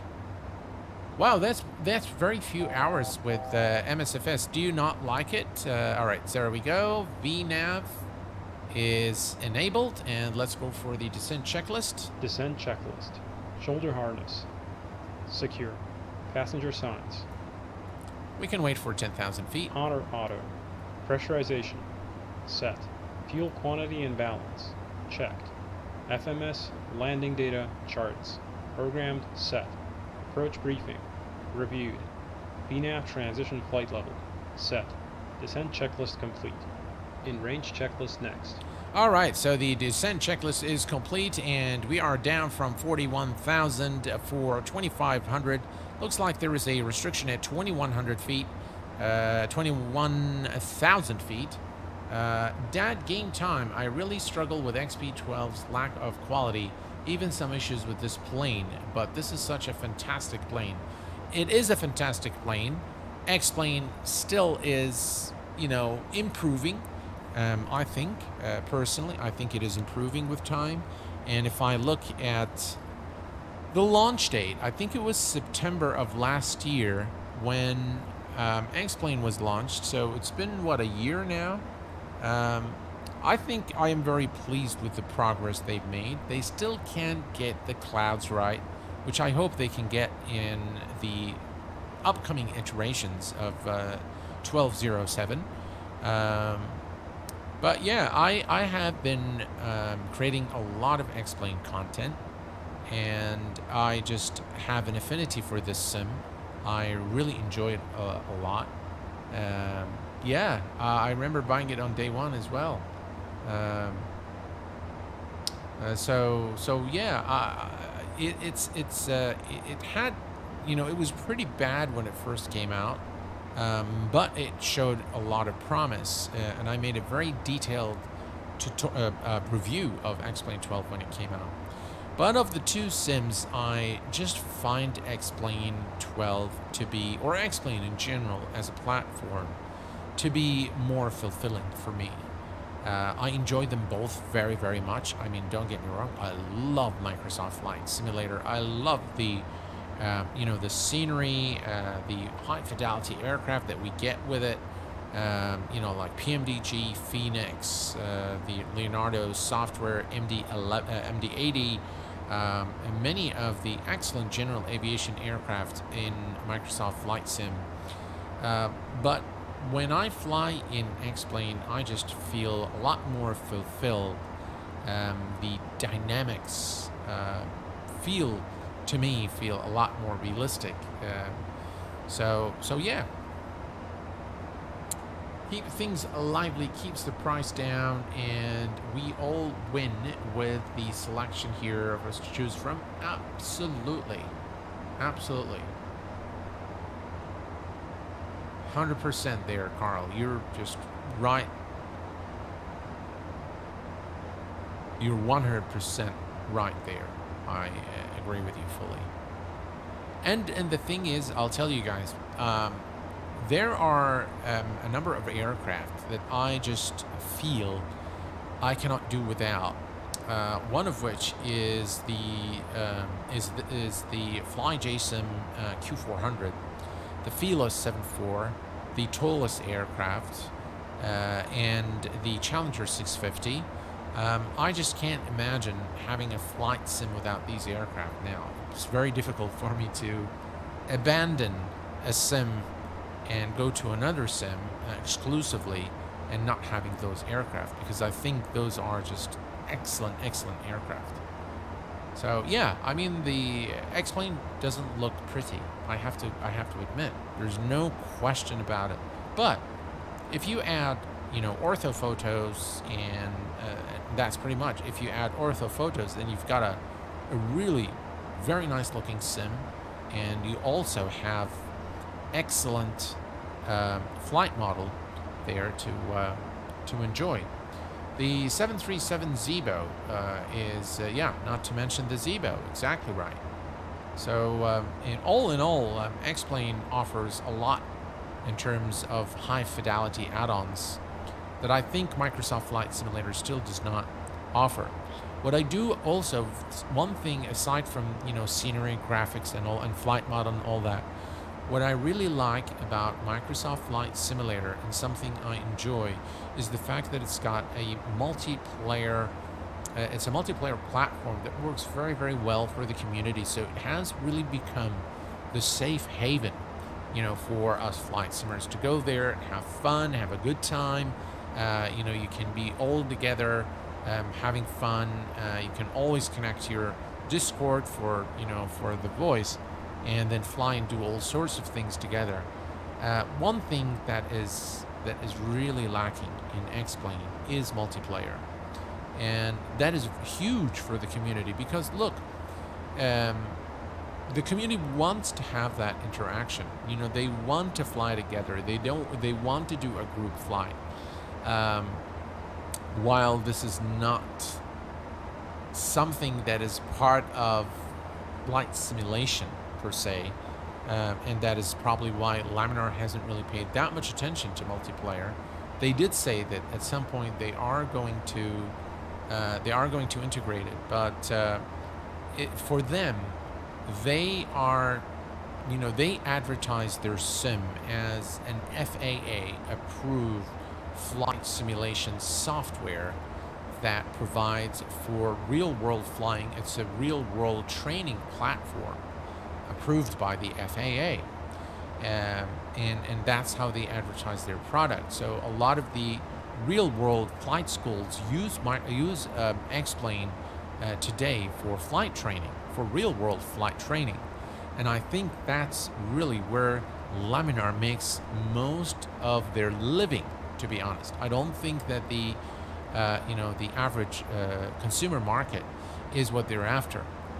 They are obviously doing a lot for the consumer market as well, but I think for them to be successful as a company, they have had to at some point decide that, we're going to focus there on the B2B market. Two-Turn Murphy has sure done a great job with multiplayer in his Fireflies and Flying Circus. Without a doubt. Well, by the way, Two-Turn Murphy is just a gem of a person. He's very honest. He's got a lot of integrity. He is just a beautiful human being, and I support him fully. And if he needs any support from the channel or from me personally, I'm more than happy to support this guy anytime. He's just a wonderful, wonderful person, and he is very honest. I recall when he did there are a few little things, that shows the character of a person. And I recall that he wanted to do a video, a tutorial for his community on how to remove stuttering from Microsoft Flight Sim. And obviously in his own words, he was inspired by the video that I've made, which was received a lot of views, like over 100K views. It was a very popular video. And so he said, Q8, I've arrived at my own settings, but the video I'm doing is totally inspired by your video. So I'm actually taking, your advice and recommendations, but I'm adding my own. Is it okay that I do that? And to me, for him, he doesn't have to ask. I mean, he can just go and do his own tutorial. And I told him, of course, we go ahead, anything you want. You want to even take a clip from one of my videos, please go ahead and do it.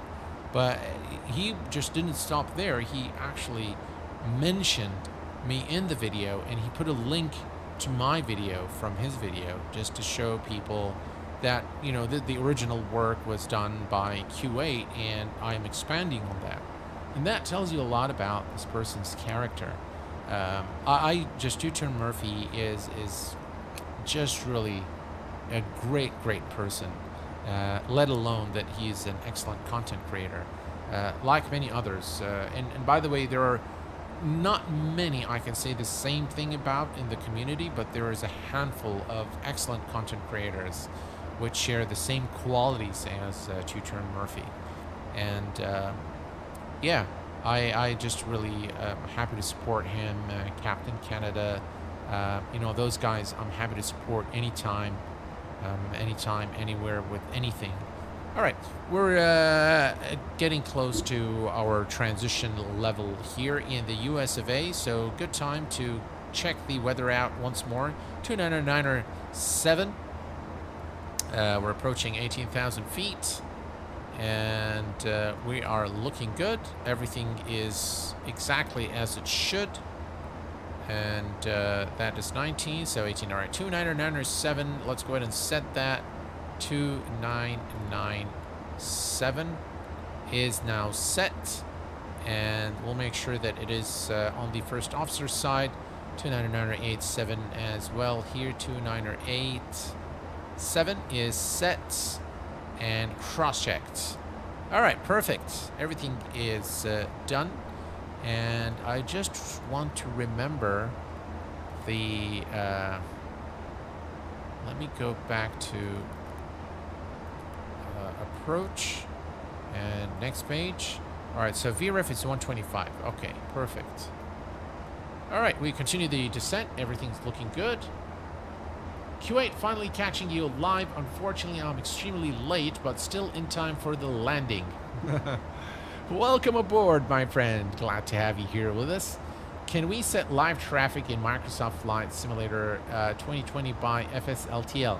Well, the AI traffic in FSLTL comes from Radar 24. So, yeah, you can do that. Set live traffic in Microsoft. Yeah, so from Fly-by-Wire, if you go download BHB Hot 240 is saying you can't, yeah. By fly, you can't, it is live. It is actually live. It comes from Radar 24. So there's a little bit of delay, but it comes from Radar 24. All right, so we've set the altimeter. We are at 16,000. We're looking good. I'm going to reduce the range here a little bit. There we go. Excellent. Here's a look at the outside.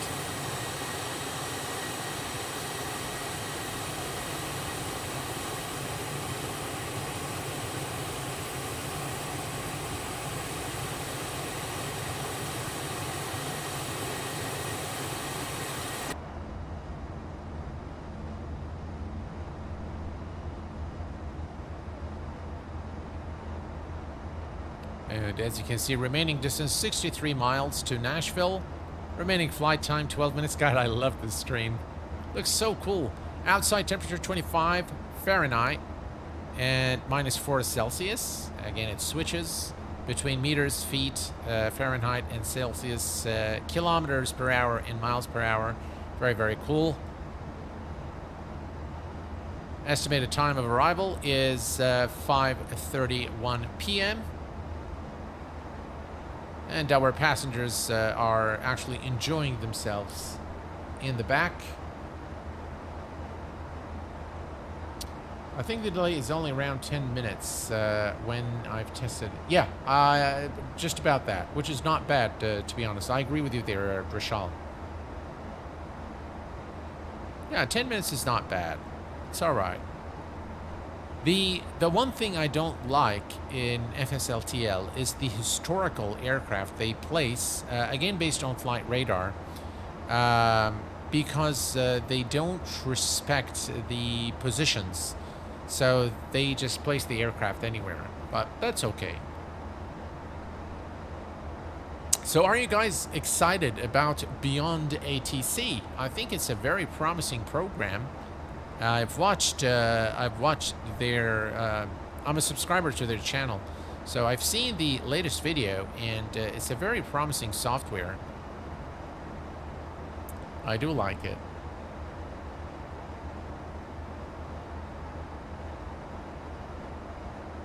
Yeah, it's a real game changer without a doubt. I hope it lives up to the hype. I sure do hope so as well, Carl. Is Rand still with us on the stream? Because I haven't heard from him. Or maybe he's been just awfully quiet today. All right, 11,000. We're getting close to 10,000. So here's what we'll do. I am going to reduce our speed to about 220 knots. There we go, 220. And let's go ahead and extend the speed brakes, slow the aircraft down a little bit.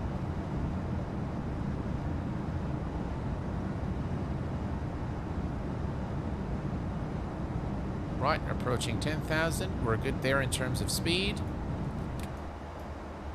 And let's turn on the lights.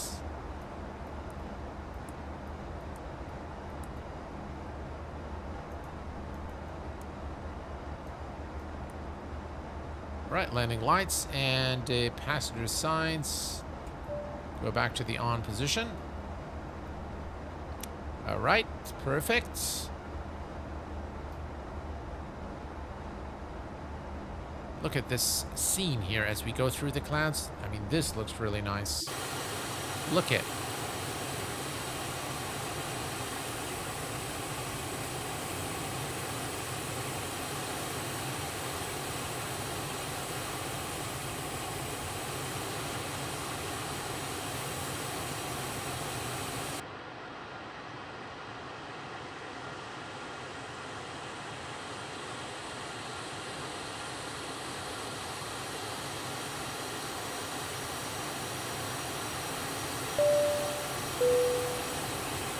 Hey Q8, I have been watching your content for a while and thought I should give a little back.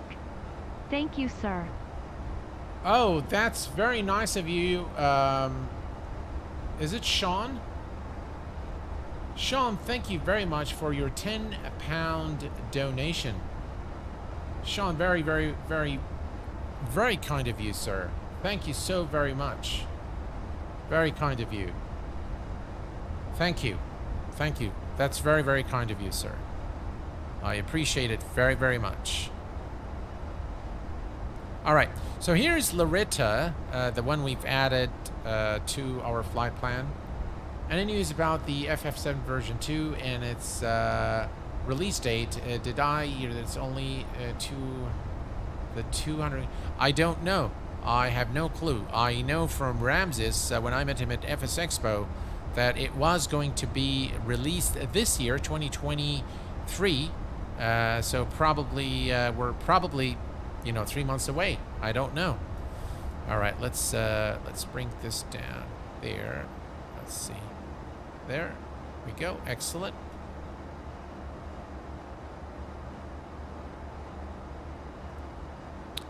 Looking good. I think I'm going to extend the speed brakes a little bit here.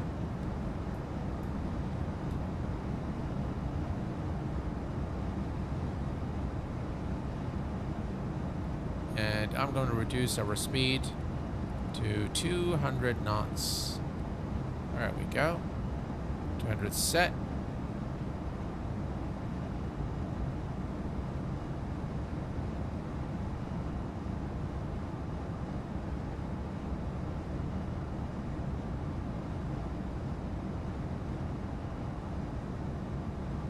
Does anyone know if it'll be available in X-Plane 11? Oh, that's a good question. I don't know. Hey, Morgus One, welcome aboard, my friend.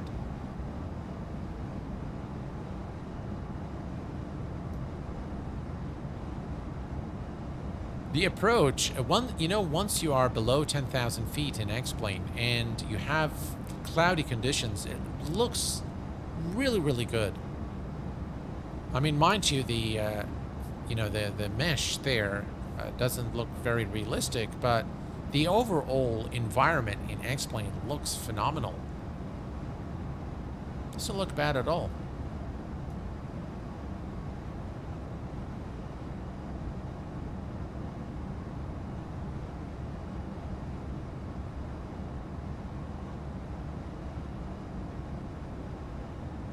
Looking good. 5,000 for 2,500.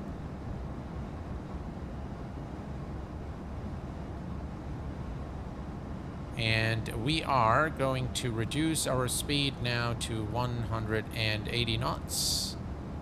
There we go, 180.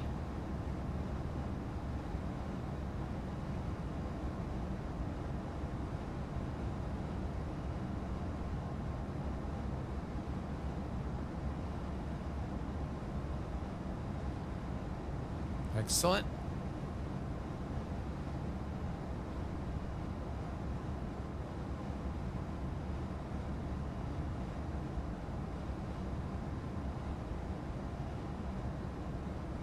We're looking good. 4,000 feet.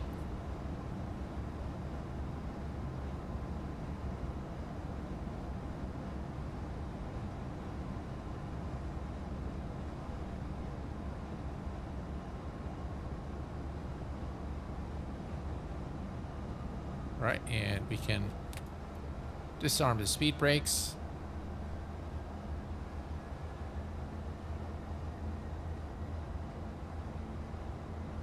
And let's go down to 160 knots.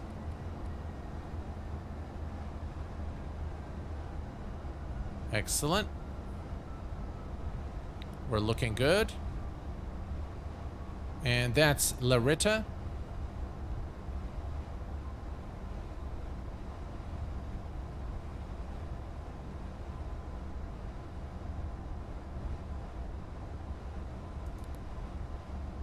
There is a restriction there at 4,210 knots, so that's all right. Right, let's go ahead and extend flaps 20.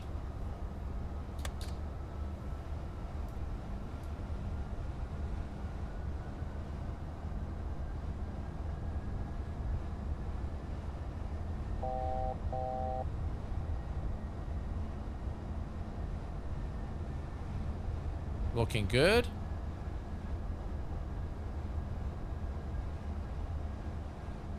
And here is the turn to Larita.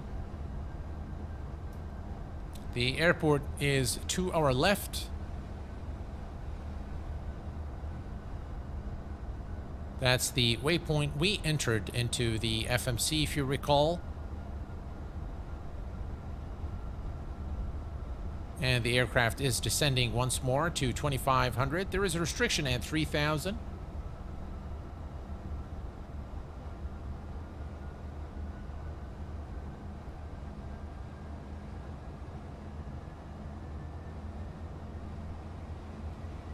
All right, perfect. Let's go to 140.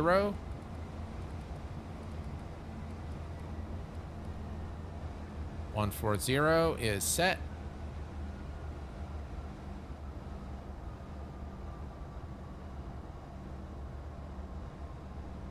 Brilliant. Let's bring up the range here. All right, perfect. We are looking good.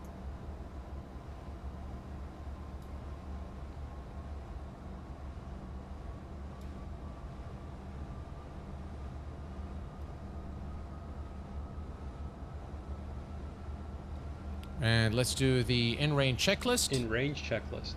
APU. Started. Altimeters. 3 set, cross-checked. Avionics. Set. External lights. On. N1 target. Set. APU PAX transition. Avail completed. APU generator. On. CAS. Checked. In-range checklist complete. Before landing checklist next. All right, let's go to approach.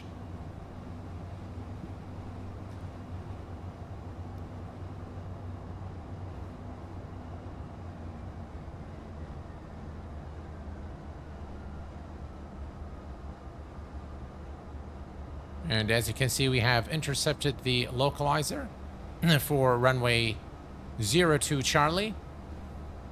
Let me set my view here. 2,500. All right, 2,500 feet. We have the runway in sight. Let's go ahead and select gear down.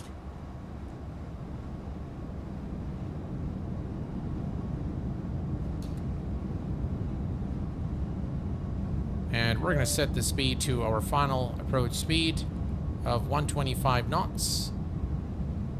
There we go. Speed is set.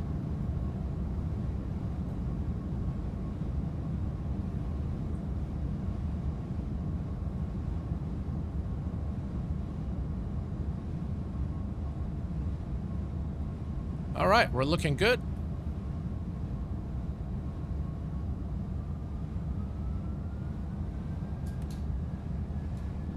And flaps are full.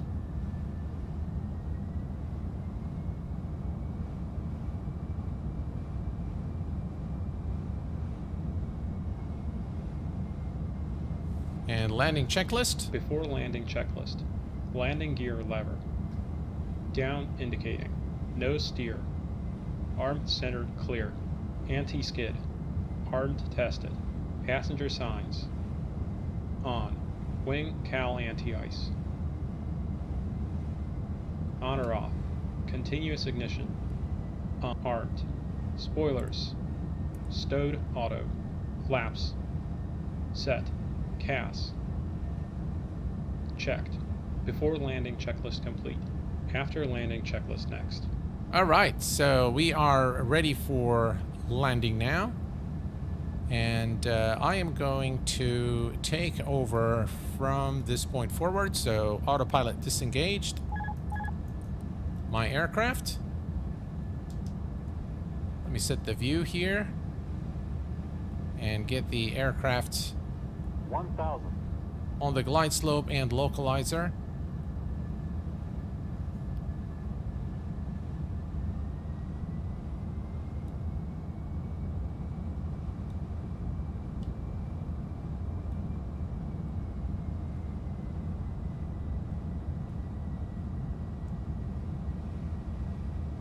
Looking good.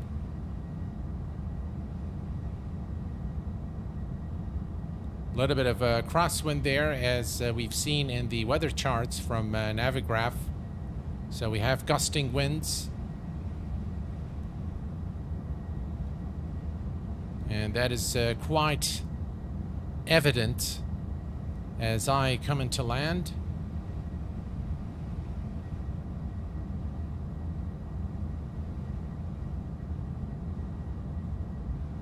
What a beautiful approach into Nashville, Tennessee. 500. 500 feet.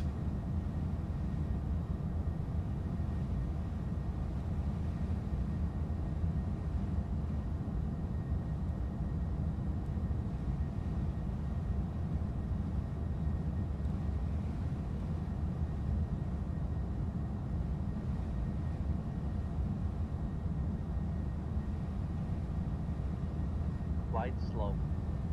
Flight slope. Flight slope. 100. Flight slope. 50. 40. 30, 20, 10,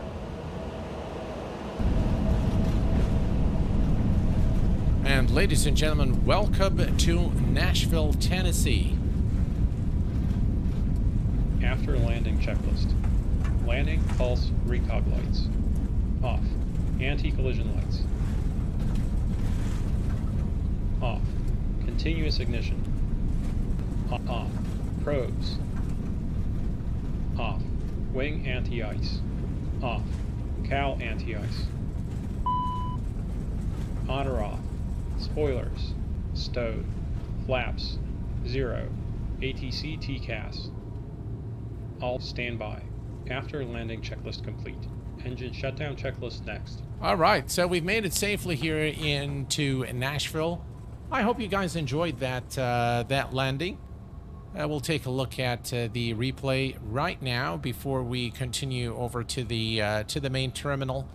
I think the Atlantic Aviation terminal is right here, but let's go ahead and do the replay.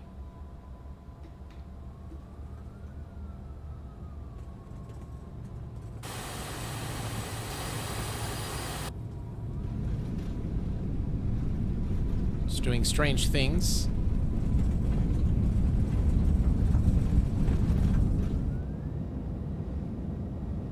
Where's the runway? So, not sure what's exactly going on, but yeah, let's see. All right, so it will load everything up for us there, and we can take a look at the landing, thankfully. Guys, look at how beautiful this aircraft is. Look at the approach. I mean, the trees, the roads, everything just looks very, very nice in X-Plane. And that's us right there coming to land. Where's the rest of the gear? Oh, there we go.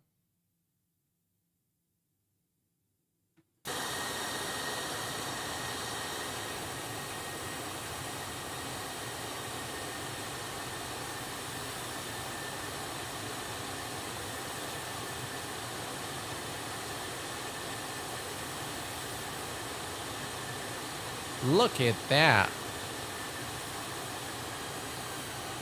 We're kind of outside the touchdown zone. Oh, you know what happened? It's a problem in the replay. So we're actually on the ground, but the aircraft. Wow, that's really bad. We can't fix that now, can we? Yeah, I've had that issue happen to me before. But it's unfortunate. That's too bad.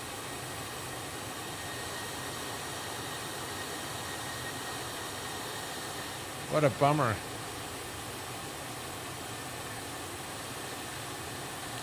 It has happened to me in the past, but it hasn't happened in a very long time.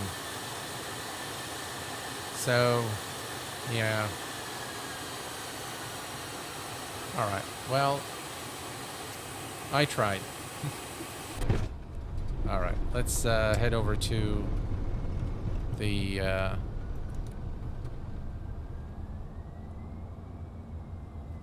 right, so one thing we did not do while we were in flight is let's call Jenny. HotStart Flight Support, Jenny speaking. How can we help? All right, so we want to prepare a van for our passengers. Understood. We'll have that ready for you. Anything else? Thank you very much, Jenny. Appreciate it. That'll be all. Always a pleasure. Take care. You too. All right.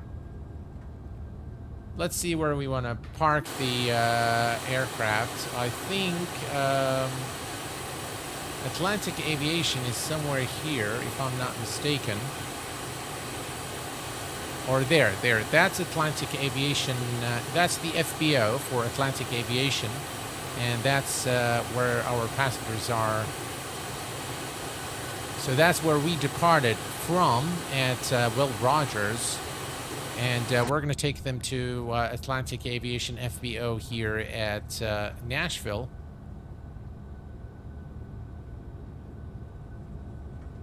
And the van will arrive a little later to pick up the passengers. But this is the FBO. Yeah, that's Atlantic Aviation right there. Excellent. Was a really fun flight. I thoroughly enjoyed it. Thoroughly enjoyed the interaction with all of you guys. I've had the replay issues in several different aircraft. It's an excellent thing without a doubt. Yes. Oh, is it, Carl? I'm sure that you would know, Carl. Yeah. All right, there we go.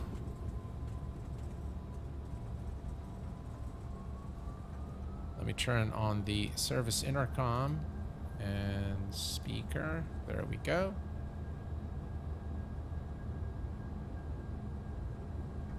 I hope our passengers enjoyed the flight as well.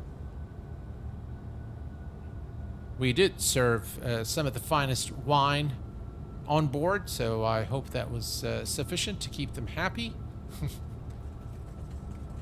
And there is a limo there waiting for the chief executive that we have on board. All right, there we go. By the way, this is a default airport, and I'll tell you guys, for a default airport, it looks great. All right, let's set the parking brake. Parking brake is set. It wants me to... There we go. All right, the parking brake is set. And let's go ahead and... Engine shutdown checklist. Taxi lights. Off. Parking brake. Set. Reverse thrust. Stowed. Generators 1 and 2. Off. Engine 2 shut down.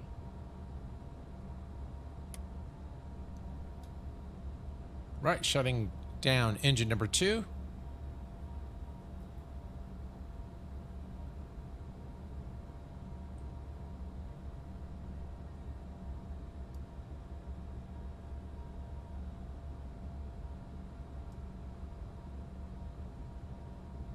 And we'll just wait for the engine to...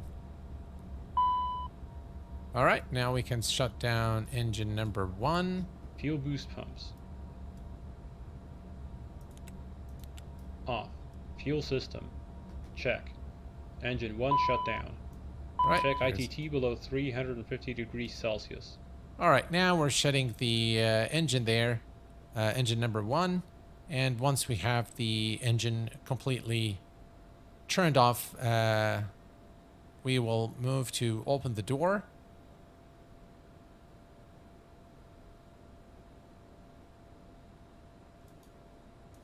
Anti-ice. Off. 14th stage. Off. Beacon. Off. No steer. Off. ATC TCAS.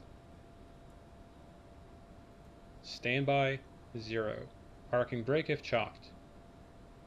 All right, so we can bring the chocks actually, so we'll just ask the ground crew to bring the chocks in.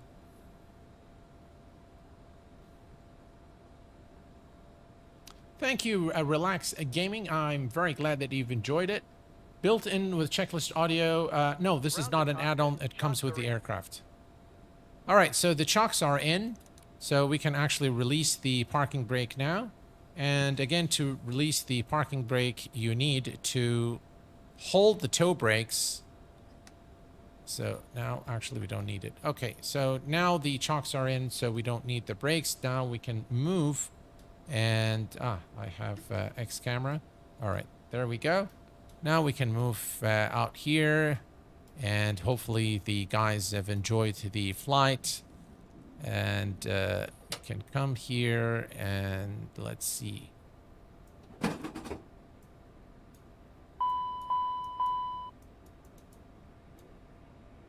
There we go.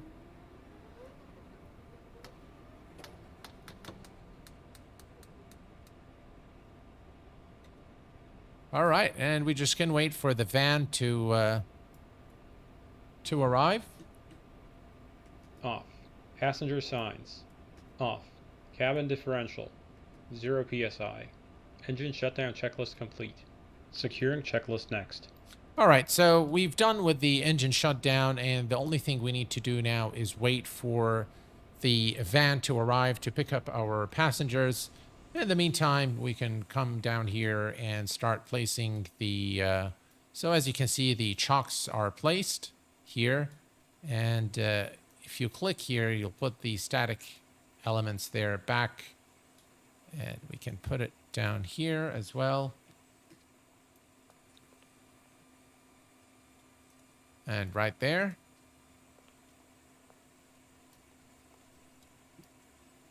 The van hasn't arrived yet, so we'll just give it some time. And let's come here and add the static elements. There we go. Static elements are added. We can also come here.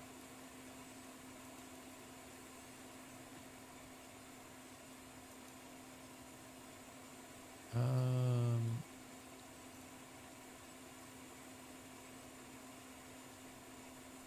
that's what I wanted.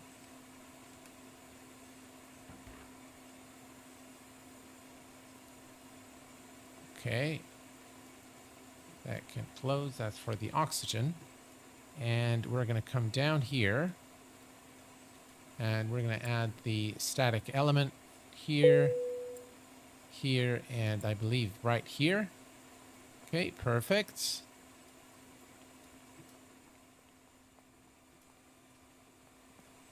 Door. Nose door.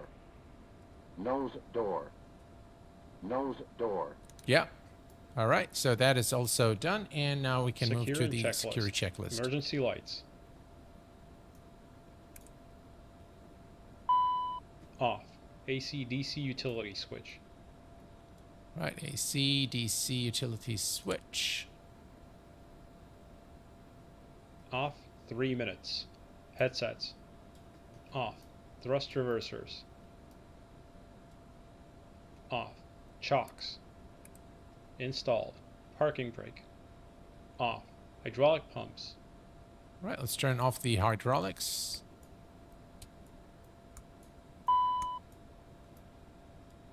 Off. Nav lights, logo light. Those we can turn off as well. Off. APU generator.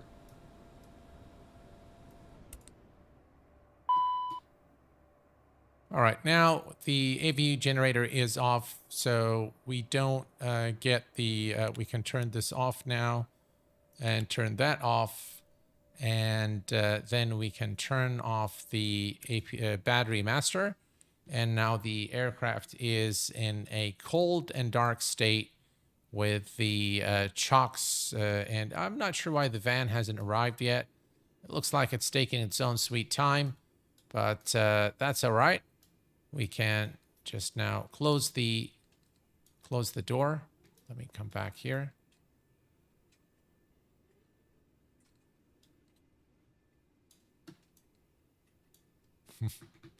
All right, let me do this. All right, here we go.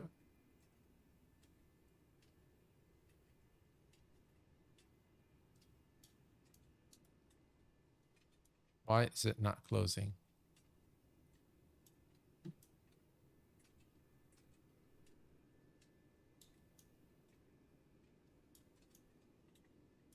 Come on.